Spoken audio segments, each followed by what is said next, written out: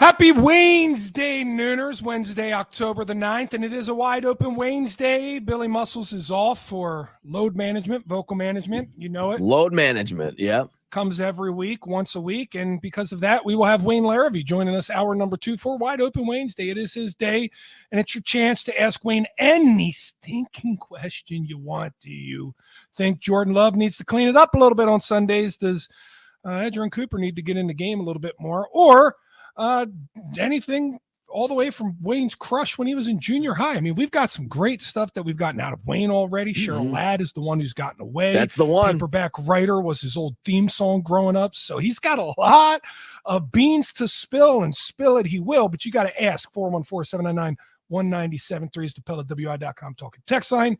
Get your questions in for Wayne Larrabee right now already before we get him on here in hour number 2. Armin Sorin is, as always, here with me. It's me and Armin carrying it for the first hour. And Armin, hey, I had this whole thing prepared with how we were going to start this show. This Packers defense, is it for real? How do you feel about it? Are we good, or are we just opportunistic? I like that. I got some statistics that say some guys are playing at an extremely high level. We'll get into that in a moment, because I have to tell you, watching the Mets-Phillies last night. Oh, gosh. It's crazy right now. Crazy. It's absolutely crazy. Why? And I thought this was just a streak we were on. I didn't realize every team Brewers have ever lost to has made the World Series. Actually, they've all won it, I think, except for last year.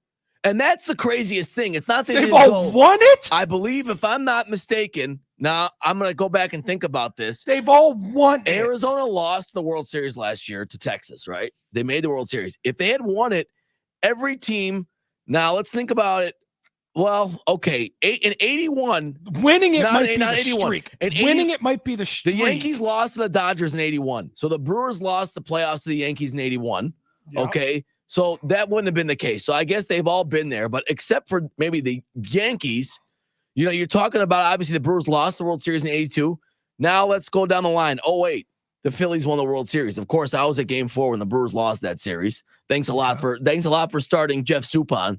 I don't know why we were starting Jeff Suppan in Game 4, but I guess we had paid for him, so we felt like that 5.9 ERA or whatever was worth it. Yeah. 2011, Brewers lost to the Cardinals, who went on to win it all. Right. That's a painful one. That's a painful one. 18, it was the Dodgers. What am I missing? 19, it was the Nationals, right? That was the wild card. It was. That was the bounce off the bottom of the back game. Then we got I still can't get rid of. Then we got the loss to the Dodgers in the first round of the COVID playoffs. Yep. That's when the Dodgers won the COVID, finally won. When the Dodgers won COVID. And then, Atlanta. We lost to Atlanta in 21. They won, right? They did. Freddie Freeman went on the playoffs. So this is what happens to us. Okay, so so 2 teams have lost the World Series, but every team has gone to the World Series, and the Mets. Am I missing one? Like they're going. Now, this is the crazy part. Go search it. This is how crazy what the Mets are doing right now is. It's triggering people. Triggering me, first of all, yeah. But not if you're an affiliator. So listen to some of these. Go ahead. I know. Go ahead. Listen to some of these tweets on X. Right. Okay, now. I'm ready. Yeah. Professor Antoine goes by at Ferrari Adams. The Mets are cheating, stealing signs, or intercepting comms. There's no way they're this good. No way. No way. Now, why do I feel like at Ferrari Adams actually is driving an Altima Adams? Okay, I don't think he's driving a Ferrari, but okay, yeah. So one guy thinks there's no way they could be winning. They're intercepting comms. They're using AI. No, it's not signs. One guy. Here's another one. At more? Garrett Pratt. Okay. Mets using AI or some blank to see if Phillies are tipping pitches. I promise. Armin, I heard about this in the Brewers series that the Mets, and I'm trying to find it. I sent you on a goose hunt. Did you find the goose? The Mets.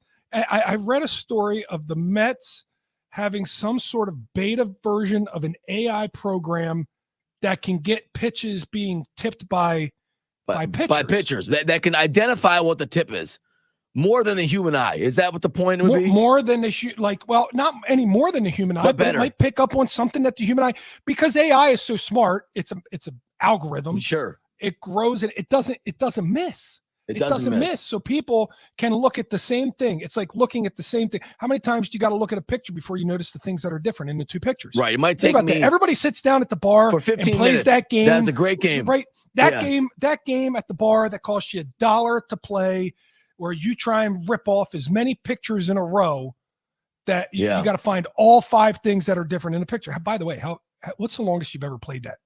We played that a long time. I remember in college they had that game. I'll tell you what, John, I'd rather spend $5 on that game than the punch game with the punching bag. Because I was always scoring the least anyway. And I only get 1 punch anyway. Some guys love that punching bag. Those punching games where you punch it as hard as you can and see what score you get. Yeah. I've seen a couple people. Now you're at a bar now. A bar. You're having a couple cocktails. I've seen a couple people hit just a little high and catch where the bar hits the ball. Oh, yeah. And they've hit the ball. I've seen a couple people break their hands because they hit too high on the ball and they actually hit that pole. And you hang around football players, or you used to. I don't know if you still, but that's more. I used to. Well, you get my point. I used to hang out with football players. I used to. So, yeah, I'd rather play that game, first of all. Played that for a while. That was always fun. But something like that might take you and your buddies, 5-10 minutes, whatever it takes. I used to love, man, could take AI a second. 90? How'd you get 90? Now I need to run into it. Run and swing, and that's going to get me so much. Yeah, that game's stupid. I watched 2 people break their hands. That was enough for me. I don't need to play that game. But that circle game, I've gone for 45 minutes on a single $1. It's a great time. Just nabbing them, bang, bang, bang. And it's still wasn't the high score on that thing. How pissed would you get when you were at the end of that thing and you weren't the high score? No, I was just never. It would be one of those things where it's like it's almost like the adult version, John, of playing a video game, an arcade game when you were a kid. You grew up in the 90s. You know how it goes. You go to the arcade, you put all the quarters in. Do they still have arcades? How comes? I think they do, but they're different. They do, but they're different. They're like they're like a Dave and Buster's type deal where you win prizes. Those type of games. Do they have any just old school arcades? Like, remember you go to the mall with your parents? Yeah, we had one called Time Out at Southbridge. Yeah. Give me $20. I'll see you in 2 hours. It was great for them. It was great for you. Everyone won in that scenario, John. And if you were good enough, you know what I loved about it? If you were good enough, I'm fired up today. I'm sorry. I don't know why. If you were good enough, you could make. Because you got the spot, man. You got the microphone. You're the captain. Well, you're not the captain. Well, you get to roll with this thing. But you're excited. You're fired up. Hey, you're into a role. You're thrust into a spot, into a role on this team. Billy's pulling a Romeo Dobbs. He is at home. He's not here. He's pissed. You're bumped up into the starting role here today. Well, so go ahead. It's not just that, John. And I don't want to jinx anything. But 5 nights in a row, Lennis really slept. Now, we're talking about stacking success. Coach McCarthy, she's stacking success. So I'm fired up. How many nights? 5 in a row now. She slept at least 7 hours, I'd say. Okay, so what time you put her down? We try to get her down. We try to get her down like 8:30, 9 o'clock. That's not an answer. Well, 8:30, 9 for the last one, feeding and then go. So it's been really good. So that's probably why I'm fired up. Yeah, if you keep you don't want to keep the baby up, but if you keep her a little bit later, then that middle of the night wake up, have to eat thing is closer to the time you should probably be getting up for work. Anyways, what time do you normally wake up for work? 6:30 or 7. 6:30, normally 7. 7? Yeah, well, it's not a long commute for me. Do you know how much our nooners get done before 7 o'clock in the morning, Armin? Well, I'm not. I understand our nooners are hardworking nooners. These guys are going to say, Armin, you get off the air at 12. You wake up at 7. Yeah, I mean, now truck drivers are going to start shading Armin. I'm usually here by 7:30, and then I got plenty of time to prepare for the call and prepare for our show. No, so John, the best part about the arcade was you could tell yourself you could play a game for a quarter. If you can't play games for a quarter anymore. Right, that was the best part of arcades. And if you were the good best enough, part you of kept arcades, it going. Armin, the best part, if it was a bowling alley, if it was a mall, it didn't matter. The best part of arcades was you could walk in there with $5 in quarters, and you could play forever because you would go and you'd get on Street Fighter, you'd put a quarter in, and now you're in. And that quarter lasts until you lose. So you lose. If you're good enough. Until somebody walks up and beats you. If you're good enough and you work hard enough, you can keep that quarter going. You can keep your play going by winning, right? It was like Pac-Man. If you don't get eaten, you can keep playing. Just like the Simpsons game. So the arcade thing, that was the thing. That was the excitement. You could get that. Now, I don't know, John. It goes back to the AI thing, okay?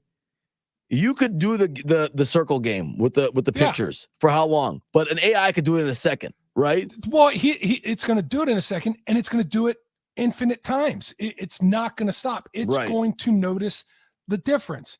And that's why this AI that apparently the Mets have, I believe, we're trying to validate this, but there's a lot of suspicion on X, on the web, that the Mets do have an AI version of a computer program that can discover the differences in pitches, tipping pitches. Right. And apparently they used it for Devin Williams in the Brewers series, and that's how they were able to locate the difference between his fastball and his changeup.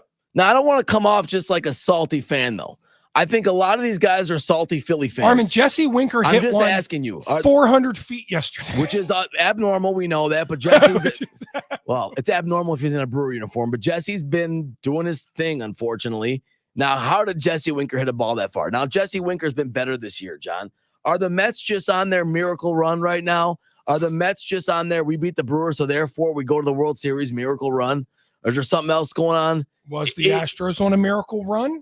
Well, you know, obviously the cheating allegations. I told you about that. I didn't have a problem with the Astros. And that's the tough part about this. Let's say let's just assume for a second they're using AI. Nobody knows. Let's assume for a second they're using AI to watch video. How do you feel about that? Because I'm not totally sure or not. It's this very gray area if that should be legal or not. I mean, in theory, anyone can watch video and try and pick up on a tendency, right? Yeah. You can watch game film. All right. Guys working there is sitting in a dark room watching video for 5 hours. What's the difference between having an AI and a super genius sitting next to you and saying, I just saw something? Go back and look. We're trying to find out who the best teams are. Teams. Not the best computers. That's the people on the team. The player. I have more of a problem with this than what the Astros did, banging on drums, banging on garbage cans. Because part of that is because I believe half the league was banging on drums, doing some sort of finagling with the sign stealing. Sign stealing has been going on forever. By the way, talking about sign stealing, have you seen some of the cut-ups of Connor Stallions on Bussin' with the Boys? I have. And this guy, and I know there's a bunch of audio out there, he rambles, so I don't want to play too much of it, right? But he rambles, let's be honest. But Connor Stallions... What's the rambling got to do with anything? Just saying, if a guy's rambling and I can't get a nice tight seal of that time of that cut, I don't really want to play 5 minutes of him talking. Are your cuts generally tight and sealed? They're more interesting than Connor Stallions. Let me tell you. Okay, yeah, fair enough. But Connor Stallions talks to great lengths on signs that he had stolen, not just for Michigan, but for other people. He said he'd get done their football season in college football for Michigan, and then he'd have to start helping out other people and start looking for other people, like Frank Clark. He would find Frank Clark and start scouting the teams that Frank Clark was playing, and he'd start giving him some tips. Is that right or wrong? How do you feel about that? I mean, if Frank Clark has a buddy who can watch film and give him tips, give me all. I don't have a problem with what Connor Stallions did. So I don't have a problem with that because in theory, he's not breaking any rules. He's just helping a guy watch film. I mean, is Connor using special things or illegal methods to break down the film for Frank Clark? Okay, does Frank Clark still have to go out and beat his offensive lineman? You can watch all the film you want, John. You still have to be stronger than a guy, right? And beat him. That's why I don't really have a problem with the Frank Clark thing. If he's helping Frank Clark watch film on old linemen and picking up tendencies. It's kind of Bush League that this guy is out there doing it, but it's not illegal. And I don't blame him. If I had a guy that nobody else in the league had that was really good at stealing signs Frank or finding tips or getting tells, yes, give me all that information. I'll take it all. I'll pay for it.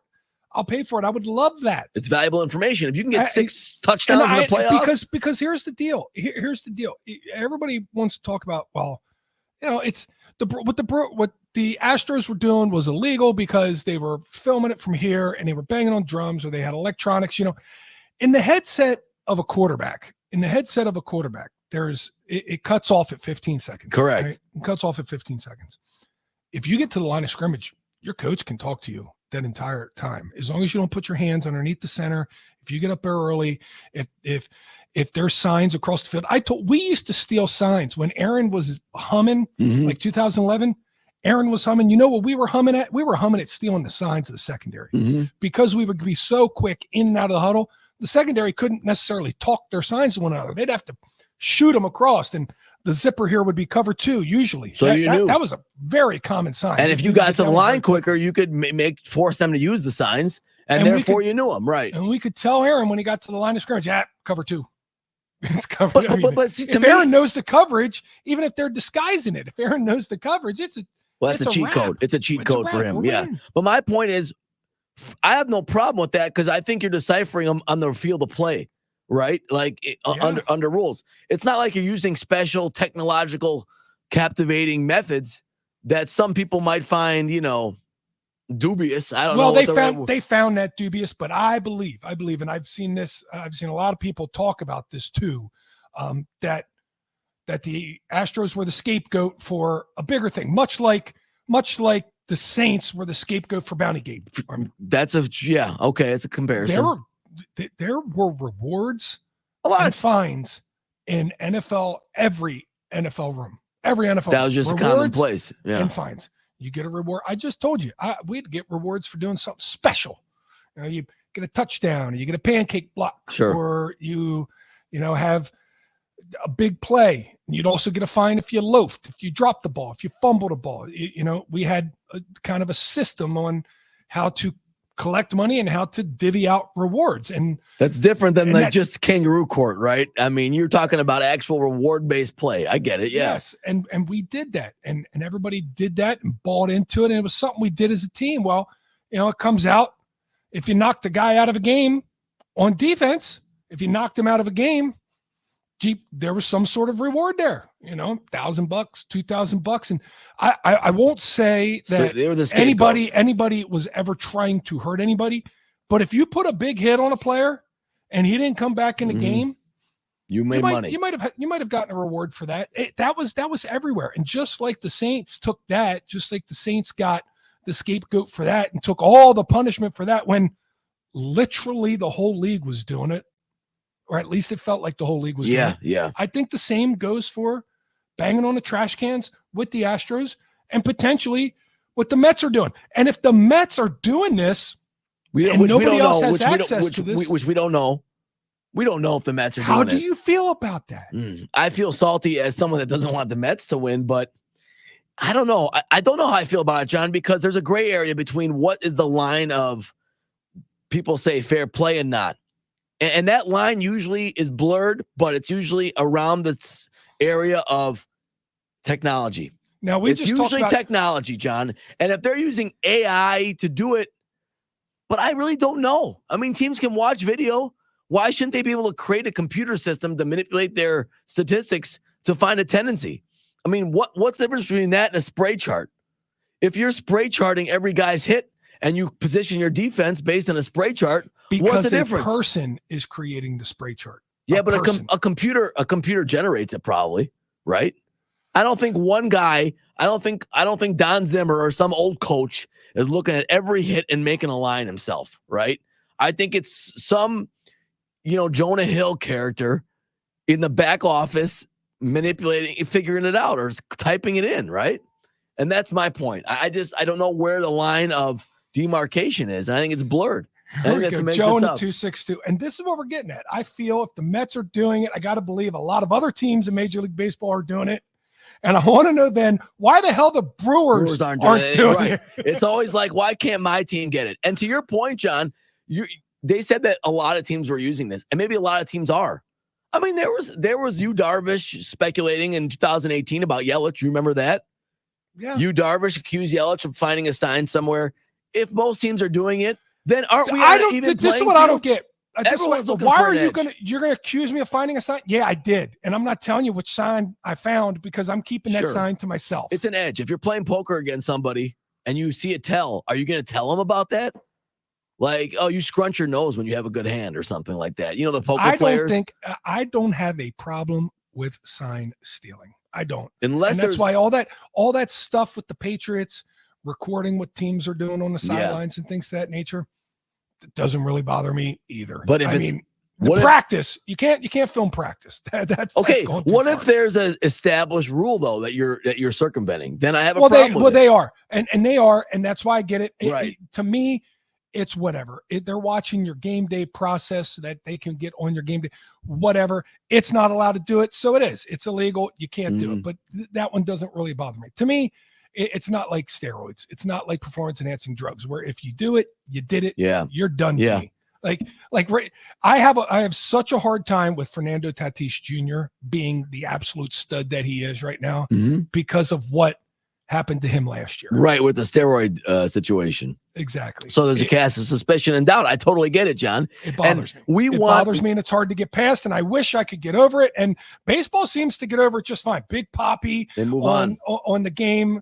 He's just like, Fernando Tatis, I knew his dad. I told his dad when the kid was really young, he's going to be something special. And I'm like, man, he's talking so glowingly of Fernando Tatis Jr., knowing that he did the PEDs that he did last Brewers year. fans moved on mostly Just to knowing LeBron. Yeah, Brewers fans mostly moved on with LeBron too. So, well, what do you think out there? 414-799-1973. What do you think about all this AI sign stealing? Where do you draw the line? What's fair game? What's foul? What's out of bounds? And what do you want to ask Wayne Larrivee? It is a Waynesday, by the way. So we'll get to Wayne Larrivee hour number 2. But when we come back, we're going to go the sounds around the NFL for week 5. Armin's got some good stuff. You're not going to want to miss it. Maybe a thing or two on Aaron Rodgers and his coach getting fired up in New York. Wasn't Aaron. He didn't talk to the owner. Really? We'll get into it. Hour number 1 of 9 to noon. We're just getting started here. Stick around.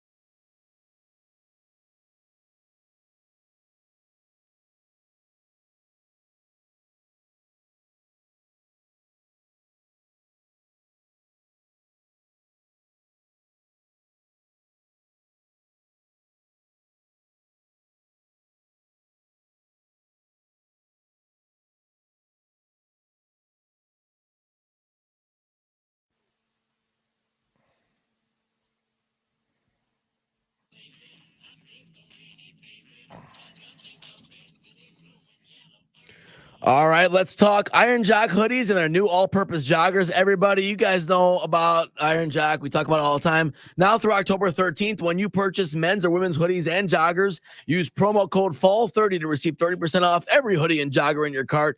And you'll also get a free Iron Jock travel towel. Go to ironjock.com for details.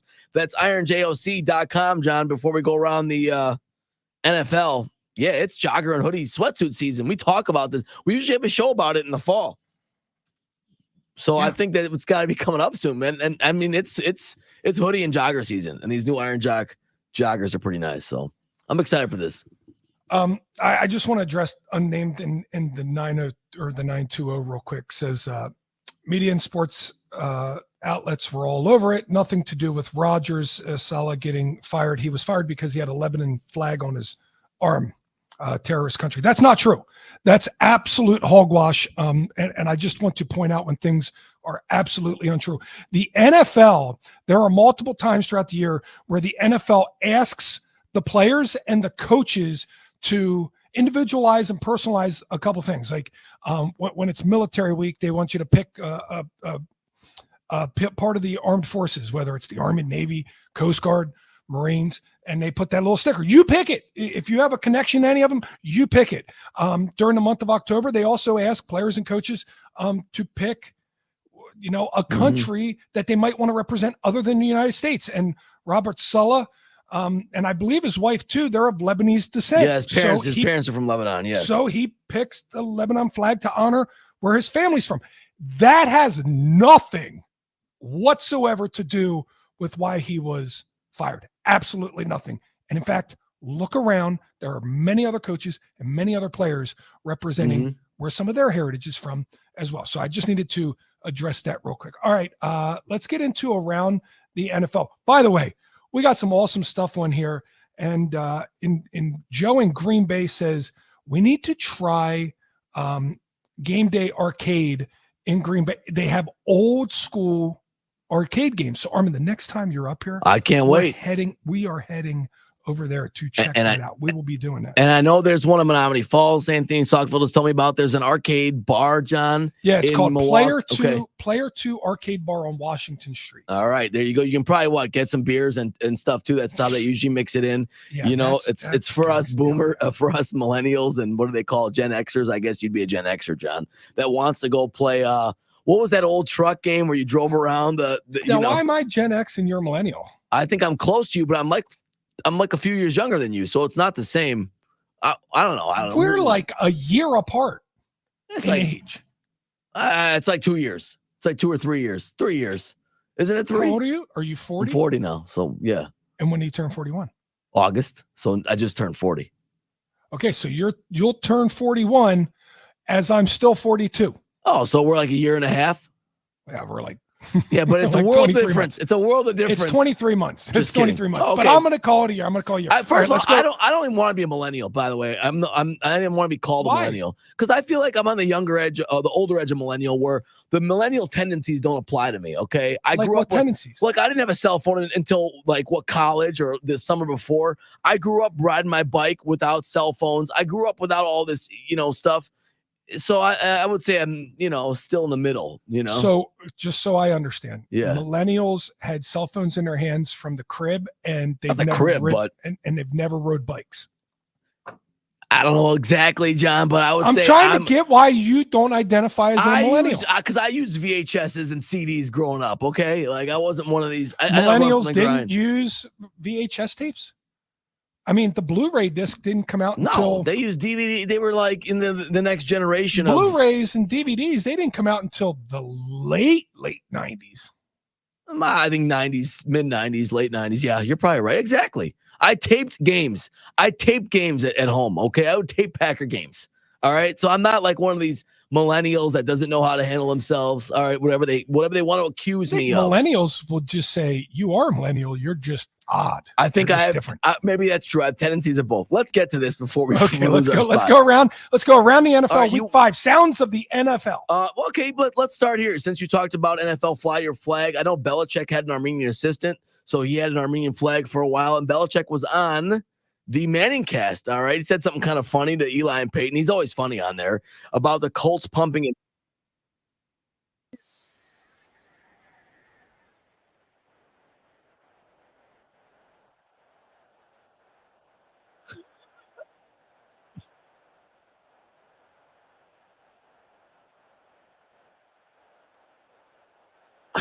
Dude, are we gonna do we not want Belichick to coach again just because we're gonna miss him in his No, I don't want him to coach again. He needs to continue doing this and putting people in check. And I'm glad somebody's finally put a Manning in check, right? I've been waiting for years for somebody to put a Manning in check ever since the fish taco debacle out at the Pro Bowl. And now finally a Manning gets put into check. And it is Peyton Manning put into check with the sound that they used to pump into the RCA Dome. And by the way, teams pump in crowd noise too. All this talk about teams you can't pump in crowd noise. All this stuff about you can't steal signs. Listen, the Astros weren't the only ones doing it. The Saints weren't the only ones with bounties, and the Colts weren't the only ones pumping in crowd noise. I can promise you that. I love that. Armin, all right, let's talk a little football, John. You mentioned Aaron Rodgers, obviously a big story going on in New York with Saleh being fired. And what is the real issue here? You've mentioned it a lot. I know you talked about what the problems with the offense was with the Jets and the way Rodgers is running it. Dan Orlovsky, who I like a lot, basically echoed these sentiments, explained it well, what the problem is in New York.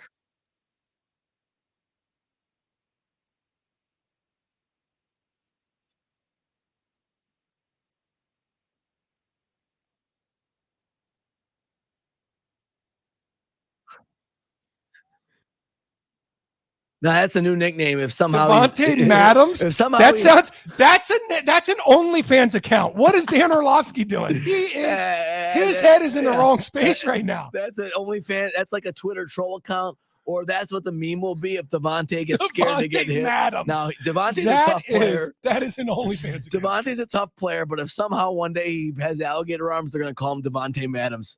I'm not gonna lie. Go ahead, John. What? Go ahead. My next fantasy team is Devontae Madams. Yeah, it is absolutely.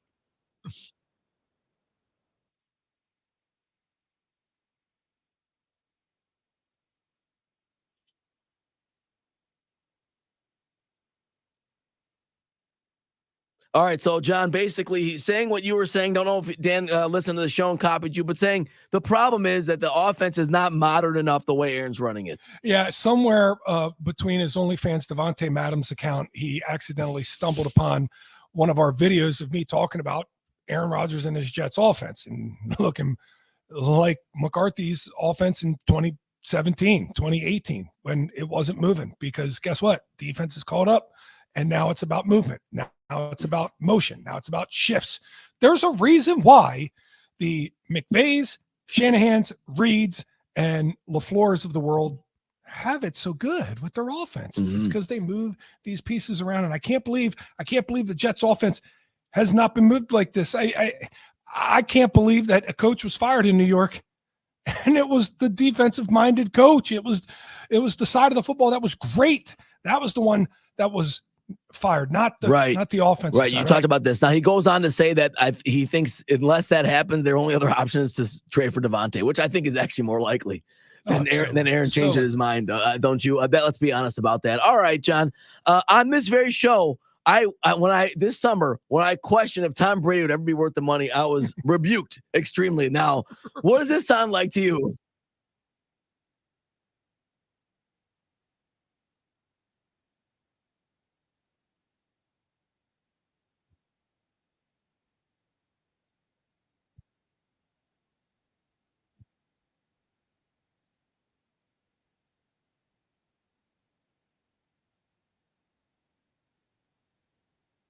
All right, so those were all Tom Brady, the O's and the screams. By the way, Brady. Go ahead.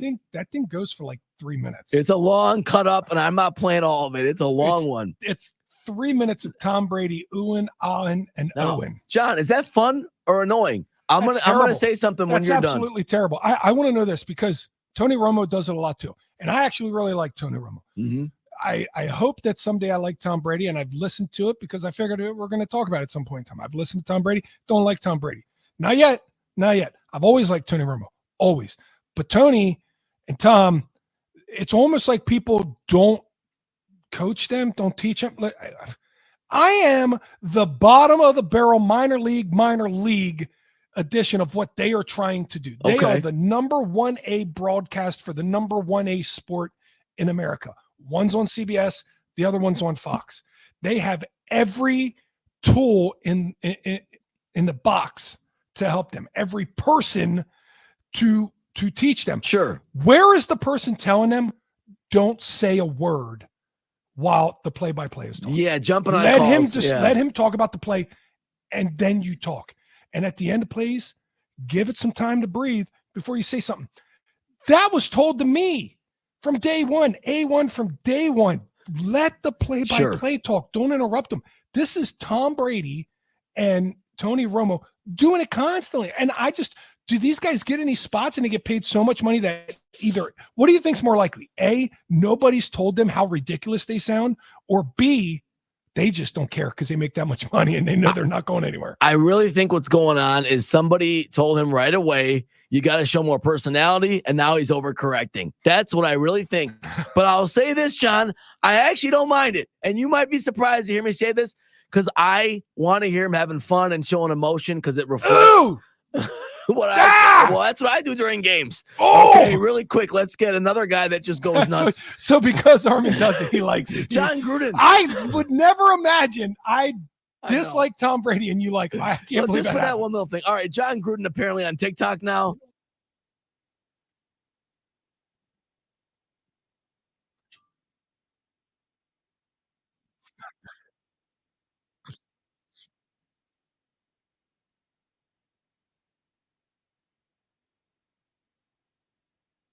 He's just going crazy. There's a lot more of this, so look it up. John Gruden, is he a TikTok follower for you if you're on that app? I don't think I'm not on the app, but if I was, it's a yes. It's a yes all day. That guy is an electric factory, and I don't know how many Four Locos he had before he reviewed this thing, but him watching film in the pitch black dark, again, that's what psychos do. That's what absolute psychos do. Watching film in the pitch black dark. Look at his eyes. Look at his eyes open up when he talks. Nobody's eyes open like that. That is hilarious. The eyes of a madman. He is nuts. He always has been that guy. He obviously loves football. And now, John, he's got somebody orchestrating his TikTok, because somebody's helping him with that stuff. He's not editing that all by himself. I think that's pretty impressive. Don't have much time left. I got to get your old coach in here with maybe the line of the year. Why isn't everything Mike Tomlin saying etched in stone? Why aren't we putting it on the Rosetta Stone of Mike Tomlin? He's always a walking quote, and it makes perfect sense. He's always so serious about it. You know, that was a question asked to him at halftime of this past Sunday night's game, and he said it perfectly. And the fact is, Mike Tomlin has a perfect answer for every question out there. Even the stuff he doesn't want to answer, he perfectly answers to you to get the point. He's not answering you. I love it. I absolutely love it. He does. Tomlin's the best. And you know what? Every coach will try and hit that note, that tone when they are answering, but nobody quite does it like he. Nobody does, because he always has that serious tone, but he's always like saying funny stuff or poignant stuff. So good stuff, John, around the NFL. About 15 minutes away from Wayne on Waynesday, we will have, the voice, the play-by-play of our Green Bay Packers, your Green Bay Packers. He will be coming up here in a couple minutes. But when we come back, we got some calls, we got some texts. We got to get to the nooners here before we get to Wayne, and we do that when we return. Stick around, 9 to noon.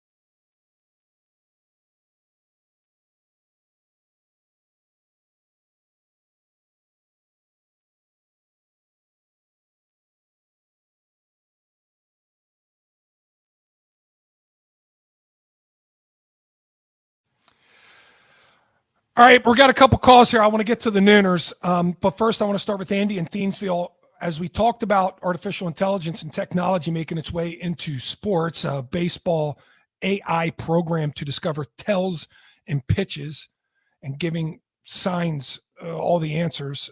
Andy in Thiensville asks, how do you guys feel about players in both football and baseball immediately going to the iPad after an interception or a strikeout? I think it's the dumbest thing ever, but I'd like to get a former player's opinion. Andy, it sounds dumb, right? Because we tell our kids, get off the iPad and go outside and play baseball. Get off the iPad and go outside and ride a bike. But those iPads, and a lot of times you don't have video in college and high school. I think you have video. In the NFL, you don't have video. You have pictures. And they will show you pictures of the defense that you just faced.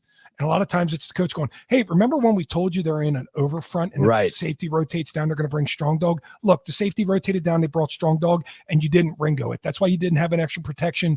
You didn't have a blocker over there. The next time this safety rolls down and they're in an over front, call Ringo so you don't get smacked in the face by a linebacker blitzing. That's why you look at the iPad. That's why they do it. And I think it's fine. I think it's perfectly fine. It might look weird on TV, but it's perfectly fine. All right, we're going to go to the phones now. And we got Patrick in Sussex. Patrick, you're on 9 to noon. How you doing, my friend? Doing well, gentlemen. How are you guys? Fantastic. What you got? Real quick, first thing, you got to keep things in perspective. Anytime you play a clip from Dan Orlovsky, you got to follow it up with the audio of him running out the back of the end zone for a safety. Yeah. No doubt. Fair enough. But Devontae Madden is a great fantasy football man. Continue. Oh yeah. All right. So going to the AI stuff, I don't think if they're not using it in a dugout in real time somehow, which I don't even think that's possible, it's not cheating. I mean, you're not. It's not like stealing signs. You can't call a game without using signs, okay? Or intercepting the pitch count. You can't call a game without intercepting the pitch count. There's dozens and dozens and dozens of pitchers in an MLB who do not tip their pitches, so that's on the pitcher, okay? But the team should be using it both ways. If the Brewers get their hands on it, don't just find out what pitchers are tipping their pitches on other teams. Find out what pitchers are tipping on. What pitchers are tipping pitches on your team. Yep. And then I used to be a pitcher. If you got a tip, use it. Yeah, fake them out when you're throwing a fastball. Remember, it's a dummy audible. It's a dummy audible in football. Same thing, right? Fake tip it, right? Exactly. You could do that. It's a chess game. Exactly. But you can be a high quality pitcher without tipping your pitches, but it happens, and somebody's got to identify it for you and let you know. Look at Mears when he came over from Colorado. He was tipping his pitches for a month, and nobody told him. And the second he gets to the Brewers, they're like, "Listen, this is what you've been doing." Sure. And he was lights out for us. Great call. I don't think using AI is cheating, but it's the wave of the future. Get on it or get left behind. Great call, Patrick. The most important thing with AI is I agree with you. You got to self-scout yourself. You got to be able to find out what your stuff is and then start throwing some smoke screens out there. Start throwing some fake bait. Get them to bite onto something while you're throwing them something else. All right, let's get one more in here. Thomas in La Crosse. Thomas, you're on 9 to noon. You got to make it fast, my friend. Okay, 3 quick takeaways from the Packer game. 1, the defense needs to improve mightily, especially the run defense. Number 2, I expect big things from Jaden Reed over these next 4 weeks before the bye. He looked great last week. And number 3 is that Jordan Love, I saw some good, I saw some bad, I saw some needs improvement. I predict this might be I wouldn't say necessarily a hot take, but it could be depending on who you ask. But I predict over these next 4 weeks before the bye, which is, I believe, week 10, that the Packers will go 2-2 or 3-1 against, as we got the Cardinals, Jacksonville, Houston, and Detroit before the bye week. So really I made it quick, made it fast. All right. Love you guys. Keep up the good work. Thomas in La Crosse is out on this Wednesday. All right. Thomas, good job. He was succinct. About as succinct as Thomas could be. Good job, Thomas. He is out. Wayno's in.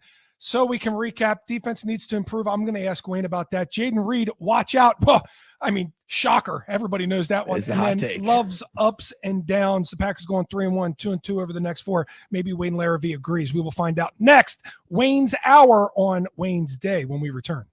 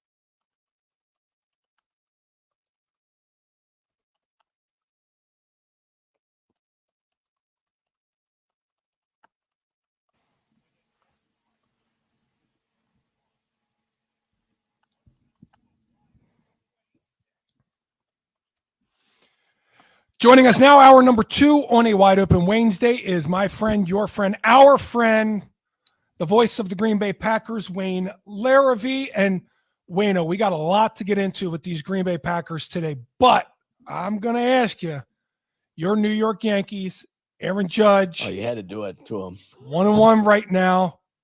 Where are you sitting? I'm sitting exactly where I thought I'd be sitting. Pins and needles? Pins and right needles and on the verge of collapse. I've seen this so often before with these big Yankee lineups. This one is not as deep as some of the others that have failed in the playoffs over the last time the Yankees won a World Series was 2009. Okay, that's a long drought for New York. Remember, 15 years, in the last millennium, the Yankees won the championship once every 4 years. Think about that. 25 over 100 years. Is my math correct, John? You're the academic. That's perfect.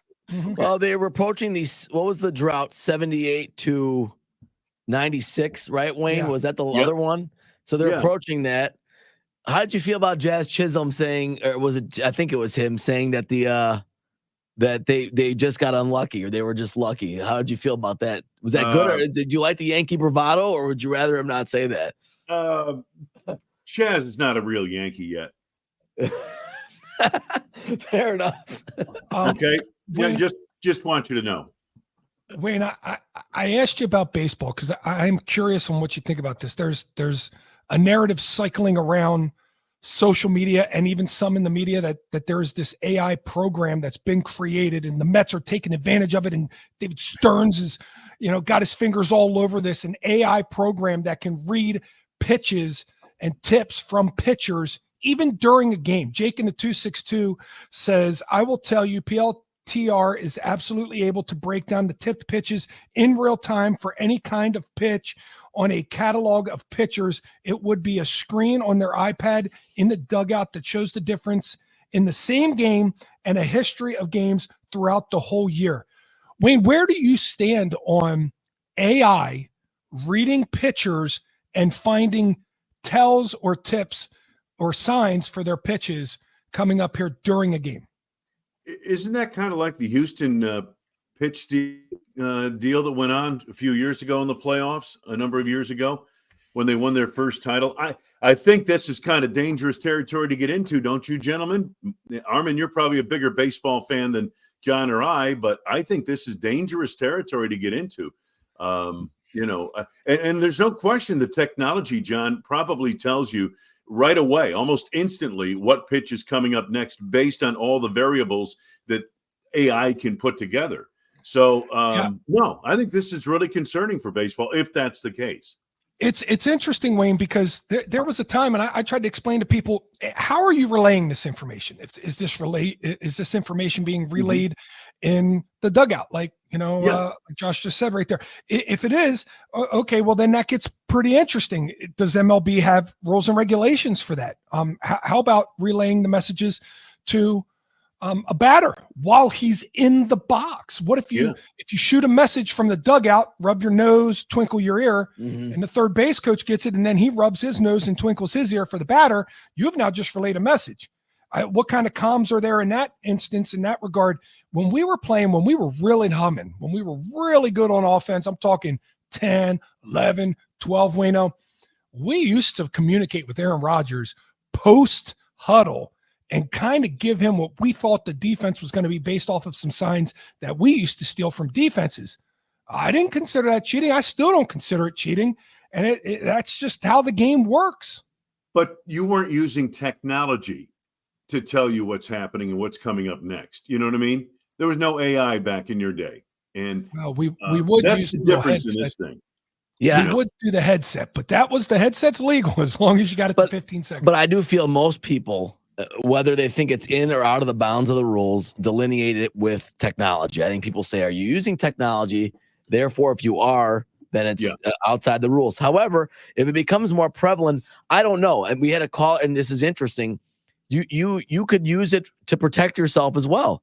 If you're ahead of the game on it, no different than Aaron using his dummy audibles, all the New York Bozos and all those different audibles where you could use dummy tips, right? If a team thinks they have something on you as a pitcher, it could go both ways. It's clearly a brave new world. But the bottom line is, and tell me if you agree, Wayne, you still have to, in football, block somebody better, push them over. In baseball, you still have to out pitch and out hit and out throw them. This is still a game like that. That's just the reality of it. Exactly. You're at the plate. You still have to hit that 97-mile-an-hour fastball. Right. You might know it's coming, but that's fine. But it's still, you got to make the swing, and not everybody can do that. And by the way, I don't know if AI can gauge the movement on a pitch either. And there is movement to the, it's not just a fastball coming. Maybe that ball's moving in or out or whatever, so there's a lot to it. But no, I think we're treading on thin ice here with this technology stuff. All right. We're all resistant to technology, Wayne. You've joined the right show if you're resistant to technology, because sooner or later, just artificial armaments will be running boards, and I can't have that. I can't have that on Neither can I. We need an actual. Army can't afford it either. Let's go back to the Rams game out there in LA. Some good, some bad, kind of a clunky game, so to speak. But the Packers got the win. What was your overall take after watching the film? It was so similar to what we saw early season last year. I came away from that game thinking, John, this team is a work in progress. It is far from finished. And, so a friend of mine asked me yesterday, matter of fact, he said, Wayne, are the Packers going to be any good this year? And I said to him, it's funny because I think they're kind of in that little part of the season where, your team's going to go one way or the other. I think the Packers are going to be a good team. I think they're going to go in a positive direction. But many things can happen to take you in a different direction, injuries being foremost among them. But this Packers team, I think, is very much a work in progress. And so we do see starts and stops. Jordan Love is not very good at one point. Then he's very good. The defense makes plays when they have to. It seems like that kind of thing. This is not a finished product by any means. And I think Matt LaFleur would probably echo the same sentiment. All right. You mentioned the defense. Tell me, do you think it's for real, or do you think it's just opportunistic? I think it's opportunistic. If this is going to be a real good defense, they stop the run better. That's the first thing. And I think that's real important. The other thing is rushing the quarterback. They're not getting nearly enough consistent pressure. Now we're going to start seeing more of Edgerrin Cooper. We're going to start seeing more safety play in the box, I think. We're going to start seeing Keyshawn Nixon coming on a blitz or two. Why? Well, because the defensive front four and actually the defensive front seven not quite getting the job done the way they've been constructed in the early season. So we're going to start seeing some adjustments, I think. Yeah, I agree with you there. I loved what Hafley did this weekend. I think this is just a start. I think it's just the start of what people are like, you get these rookies, you draft them, they come in, you just play them, you just start them right out of the box, right? We're going to have this great team because all these rookies are going to be playing. And then, when the season gets started and you're like, why is there only one rookie playing on the defense? Well, there was one spot that was a huge glaring need, and there was one rookie that looked like he could be suitable in that spot, being Javon Bullard, being able to go in and play that safety. But as the season goes, and I've heard this notion by many coaches in the league now, even scouts in the league, you don't just develop in an offseason. The off seasons are so short now. They get so limited practices from what they used to. Training camps, no two-a-days. They're truncated, less preseason games. You have to develop players during the season, which means you can't come right into a season and start playing them. I loved last week was the first in what I believe is going to be a transition of what this defense is going to finish at this year. What I mean by that, Bullard came down inside the box, started playing nickel. Evan Williams started playing safety. I think we're going to see a lot more of that. Keyshawn Nixon jumped outside. Keyshawn Nixon won't be on the field when Ja comes back, right? I think Edgerrin Cooper is going to start getting in the game more at inside linebacker because when he's out there, he is fast. He has a speed unmatched by linebackers that I've seen in Green Bay in some time. And I think this defense, by the end of the year, you're going to start seeing a different look of this defense with the personnel and with the kind of play calling identity. Do you agree with that? Yes, I do agree with that in general. Absolutely. What you said was very interesting. You haven't seen a linebacker as fast as Edgerrin Cooper. Now, what do we laymen base our, I don't know, evaluation on players time in the 40 when they come out of college, right? Well, these two players are virtually the same. But the reason why Edgerrin Cooper appears faster is because he diagnoses. He has an instinct and a diagnostic ability that not many young linebackers have. And that's what makes him play fast. That's why his play speed, I don't care what his time was in the 40. He was very good coming out for a linebacker, by the way, but it doesn't matter. How fast does he play? Xavier McKinney came out. What did he run? 4.7, 4.67, something like that in the 40 when he came out. Not very good for a safety, really. He plays 4.3. So, this is the thing. We laymen spend so much time, and writers write about, okay, this guy came out, he's got 4.8 speed, whatever. And then that gets latched onto them for their entire career when actually, what's the play speed like for the guy when he's on the field and they snap the ball? Because that's really what happens. That's really what it's all about. A lot of fast guys have come into this league and haven't been able to play to the speed they showed in their 40 at the combine. So Edgerrin Cooper is one of those guys. He's fast. He was fast at the combine. He's even faster as a player on the field when the snap of the ball happens. You make a phenomenal point. There are more guys that are fast that fail in the NFL than there are slow guys that fail. Slow guys don't even get a chance. That's right. They don't get a chance. They right? don't. Yeah. They don't even get a chance. So the slowest guys in the NFL are just the slowest of the fast guys. So those slow guys, how do they get there? How do they get to that point? You're right, Wayne. It's because they diagnose. And I know because I'm a slow guy. I've always was a slow guy. But you make up for it somehow, right? The Packers used to make fun of me constantly because upstairs they had my 40 listed as a 501 because they took my Cactus Bowl 40 when we ran it on a grass field. Oh yeah, you tell me about that. Think about having to run a 40 on a grass field. The first week of January, no training like the rest of these guys get on a grass field with 7 stud 3/4 inch spikes in. There's never been a D1 player to do that in the history of the combine. I'm not salty by that at all, by the way. I've always wondered why don't they update those? We talk about a guy's college 40 time when he's a 36-year-old veteran, like it still applies.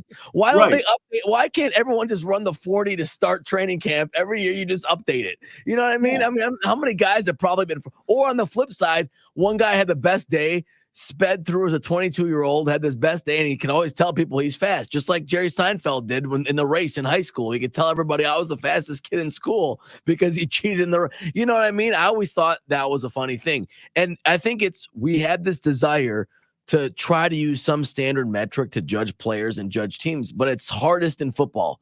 In baseball, it's one-on-one. There are more true outcomes most of the time. It's pitcher versus hitter. But in football, and Billy talks about it, you have all these different things. Like we have DVOA. Well, I get excited. I see the Packers defense DVOA is up to 17th now. And I'm like, great, we're a middle-of-the-pack defense. We're getting better. But who knows? Every game can change that. It's always a fluid thing. But I think that's part of it. Wayne, DVOA?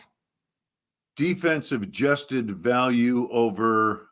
What's the last thing? I think it's I think that's what it is. I have no idea. What that is, and I'm glad Armin brought it up. What? No, I should know this. I did know it here. Yes. Defense adjusted value over average. You're right. Defense adjusted value over average. So do you realize, Armin, do you realize that next gen stats were invented to confuse the average fan? Yeah. So it's invented to give PFF jobs. I mean, isn't that? No, I'm with Wayne here. I think Next Gen Stats was created so that people who didn't play football can talk in terms that they all understand, but people that played football don't understand, because people that didn't play football get so fed up when people that did play football talk about football they can't understand the terminology that we use, that they then had to create their own language about football that people that played football couldn't understand. It was like a tit for tat type thing. That's fair, right? To me, it is. I think that's a good point. I mean, I never played, so I want to understand it as best I can. I don't know, Wayne, what do you? You watched and called a lot of it. I think there is trepidation on both sides. The football people all feel like the rest of us who didn't play don't know what we're talking about. Right. And so we talk next-gen stats to confuse them. Meanwhile, they just say, you idiots never played the game. Yep. And Oh, yeah. you know what's amazing to me also? This is so unique to the NFL, and it's been this way forever. Some of the best coaches in the NFL never played on the NFL level, and many Oh, of yeah. them played small college. What was Sean McVay? Miami of Ohio or something? You know, Sean Payton was Eastern Illinois. Eastern He was the Illinois. same- Sean He was Payton. the same. He was the same as Tony Romo. Mhm. So yeah, I do. I mean, those Sean, are He played at mid-level he Division played at One. Miami, right? Ohio. Yes, Miami, Ohio. You're right. Yeah. Matt LaFleur, I believe, was Matt LaFleur Saginaw Valley? I think so, Sounds something right. like that. Yeah.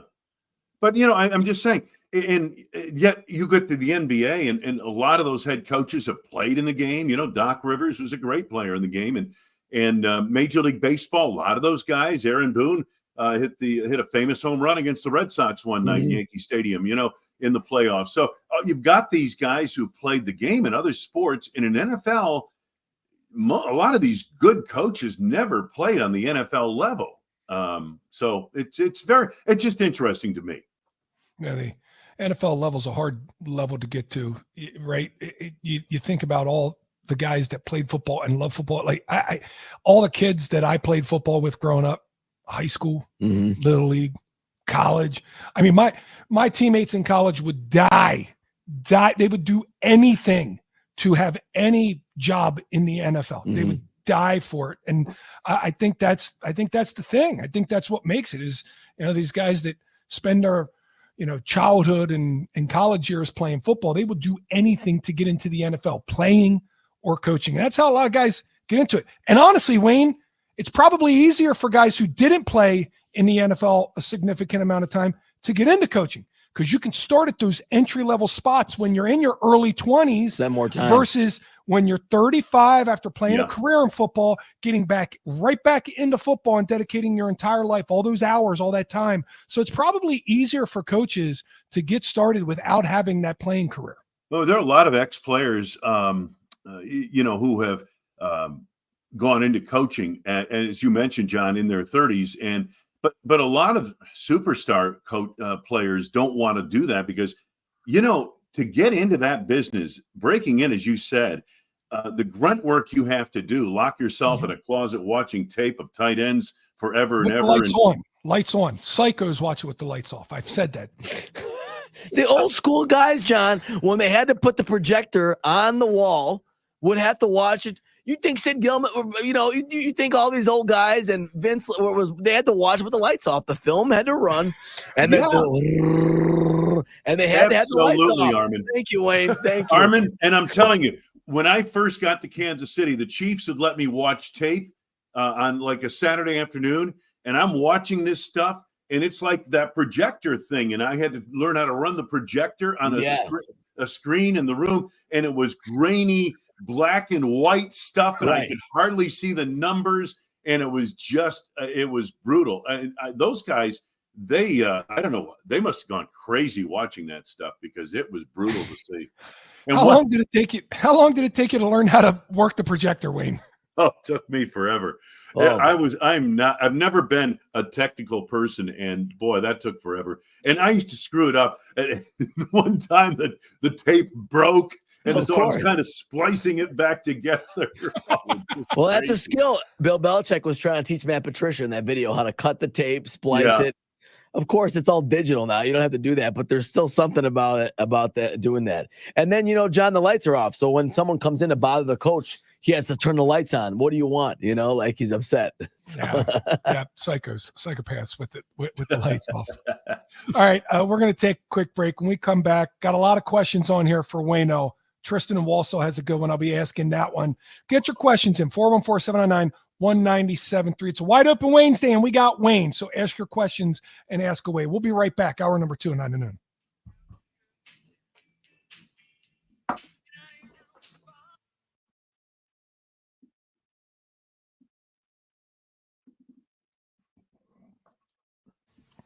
John Kuhn here for Pella Windows and Doors of Wisconsin. And would it be nice if you could customize anything in life? I'm talking anything. What about the weather? What if you could just make it a perfect day any time you want? Or your favorite teams? You'd make it so that they'd never lose. We would never lose to a team that would win the World Series, at least. Well, you can get the look you want for your home and customize your windows and doors at the same time with Pella Windows and Doors of Wisconsin. The durability of materials gets tested. They open and close doors, latches, shades, thousands and thousands of times to ensure they last for years to come. You don't have to worry about that. Other unique offerings include fold-away hardware, custom colors, ease of maintenance, because honestly, you don't have time for that. I don't have time for that. Pella takes care of that for you. Pella Windows and Doors of Wisconsin also include innovative features like shades between the glass, integrated roll screens, and noise reduction. And right now they got a deal too. 0% interest, 36 months. That's 3 years, no interest. But you have to hurry and take advantage of this because the offer ends October 31st. Certain restrictions apply. See showroom for details. And please, when you go in, find Gina Della and tell her that it was me, John Kuhn, who sent you. Visit PellaWI.com today.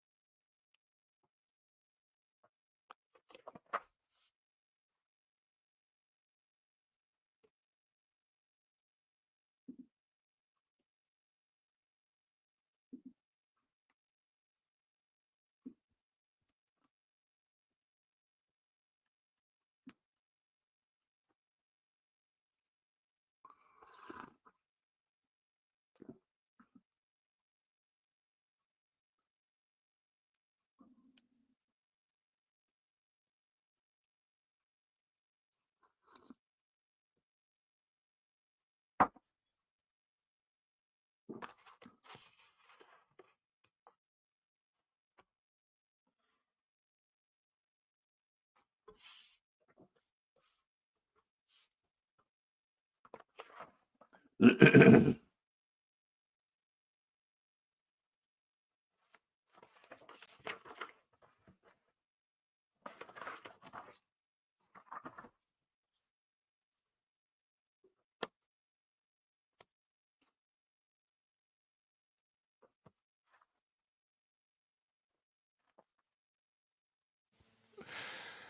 back to Waynesday with Wayno himself. And Wayne, let me get this one in before we start going around the NFL.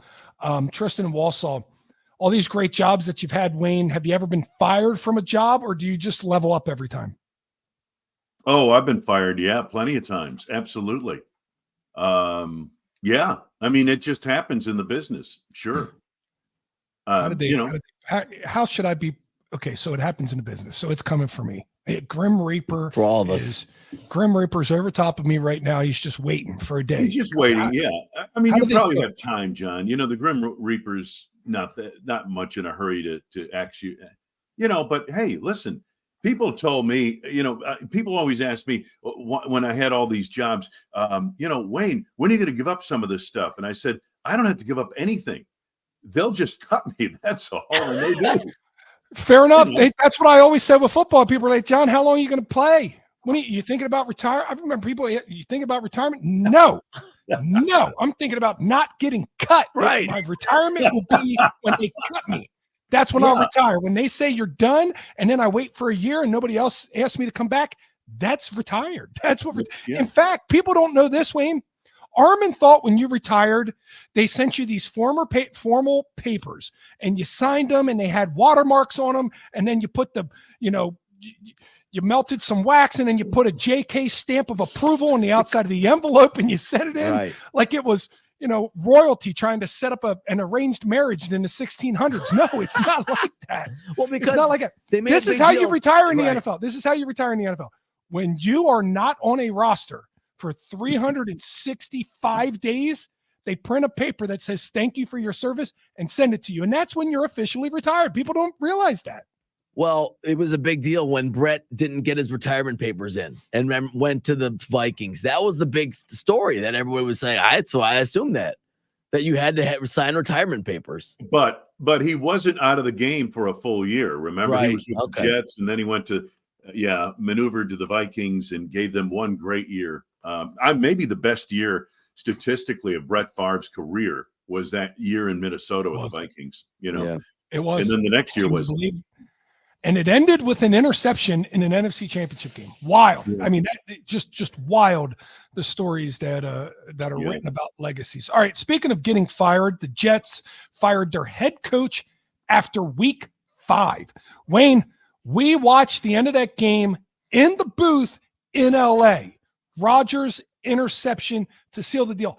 That's how close they were to winning that game. Keep this in mind. This team is playing on Monday night, and if they win, they're in first place in their division.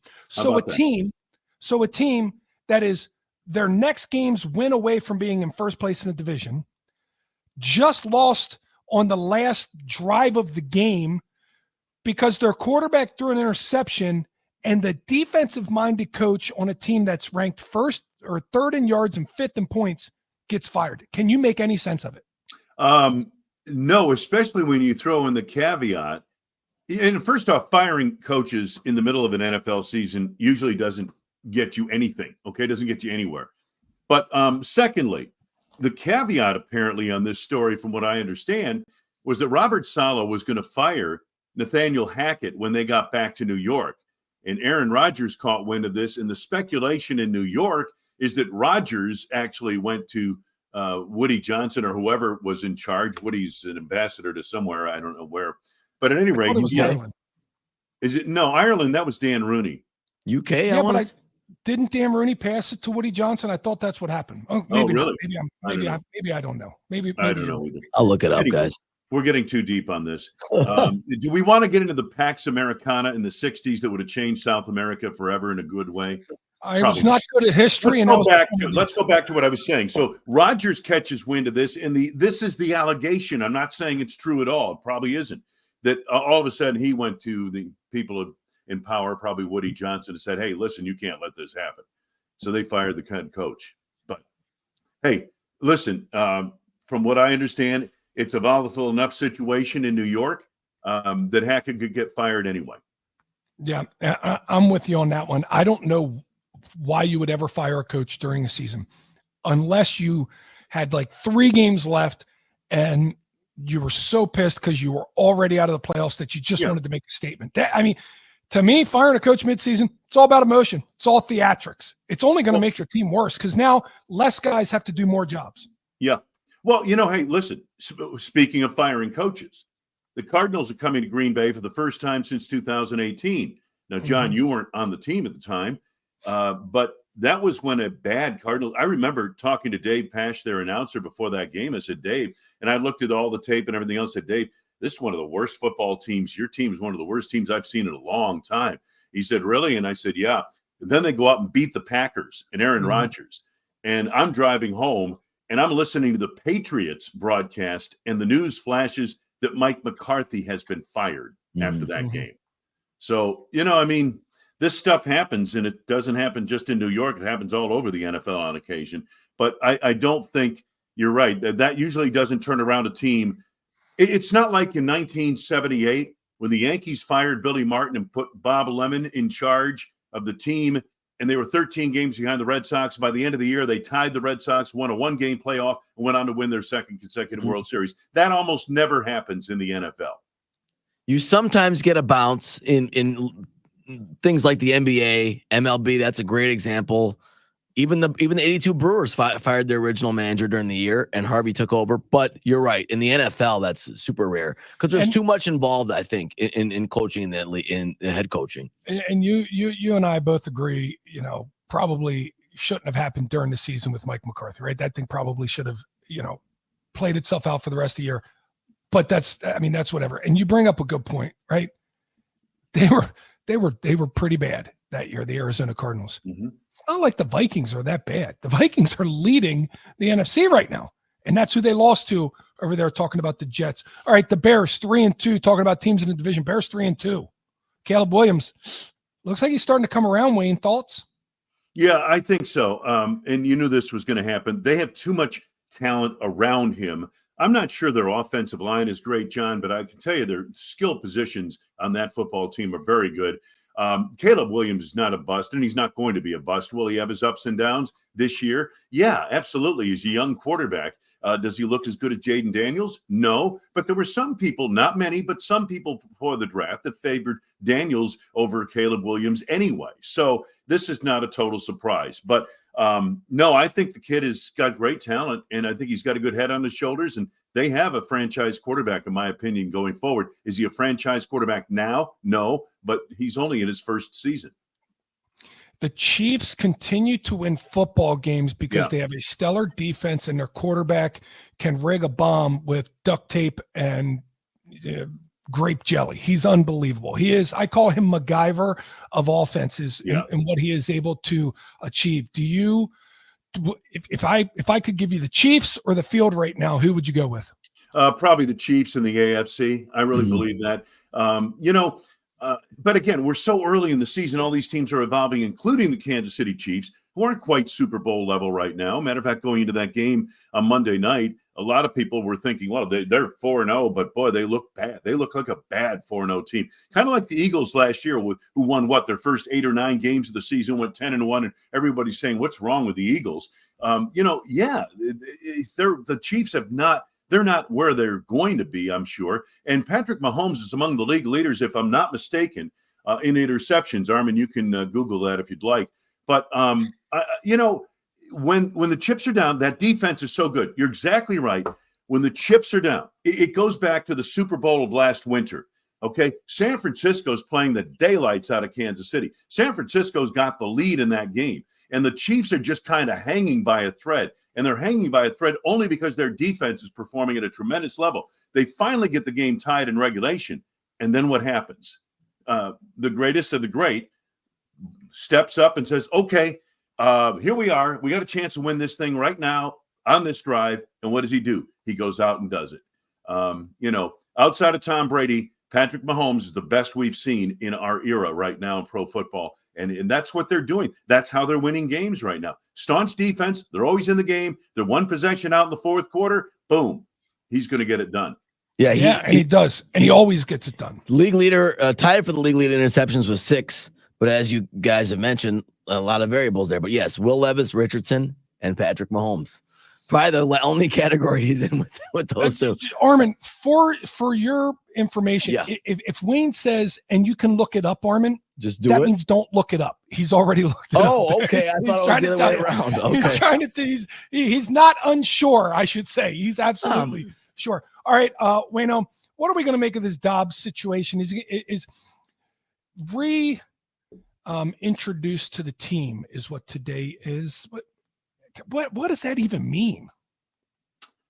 Yeah, there's just so much to that doesn't make any sense, John. And you were in on the conversation with Rock and I before the game, and Rock is in that locker room every day. I mean, that's his life, going to practice and in the locker room, and really, immersing himself in the Packers as they evolve each year, and that's what gives him such great insight. He said, never saw this kid ever express anything like, I got to get mine. The game plan's doesn't include me enough. None of that stuff that you hear from the great receivers, Stephon Diggs, among others, that, I need to get mine. I got to get the rock thrown to me.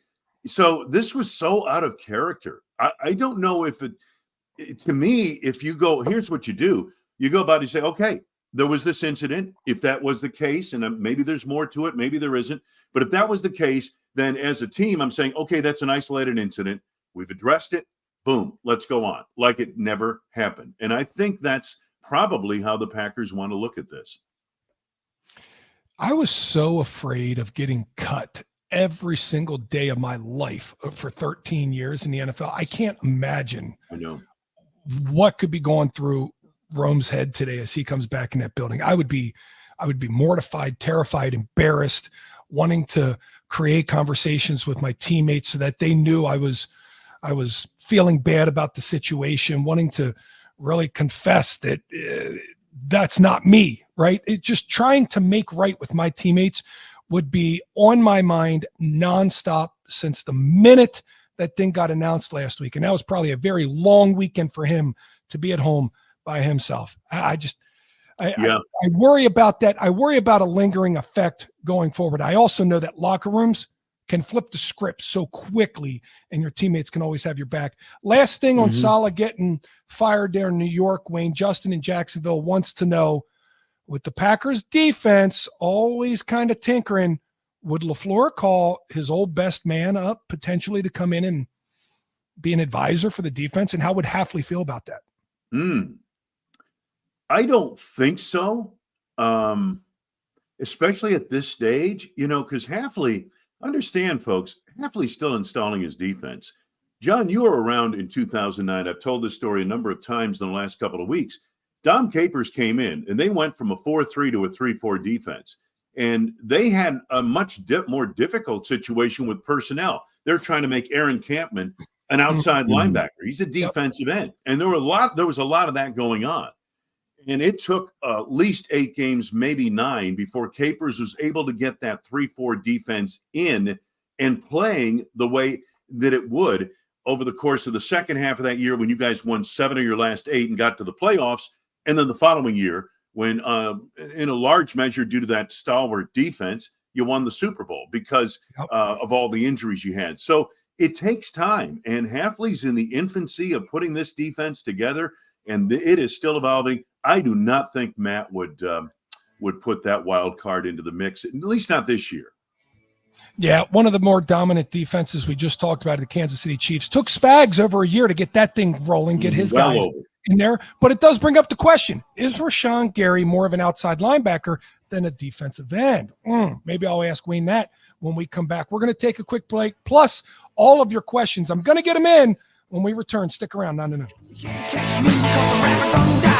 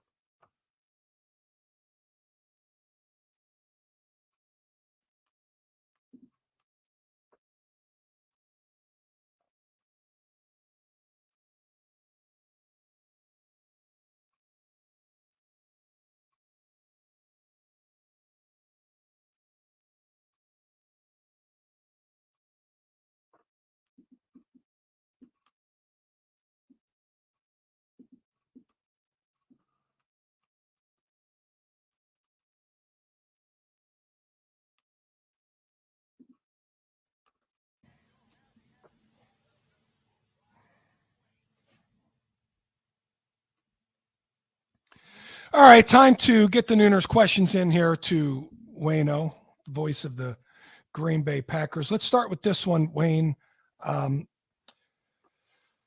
Has Wayne ever met or interviewed somebody that you were totally in awestruck of? Yes, Michael Jordan. I thought you might say that, Wayne. I didn't want to be presumptuous, but I did have that audio of you interviewing Michael. But I got a feeling you've been around and you've interviewed Jordan enough times that wore off over time. Yeah, a little bit. Yeah. I didn't get to interview him a lot, but yeah, I do remember one special we did with Jordan, Phil Jackson, and Scottie Pippen.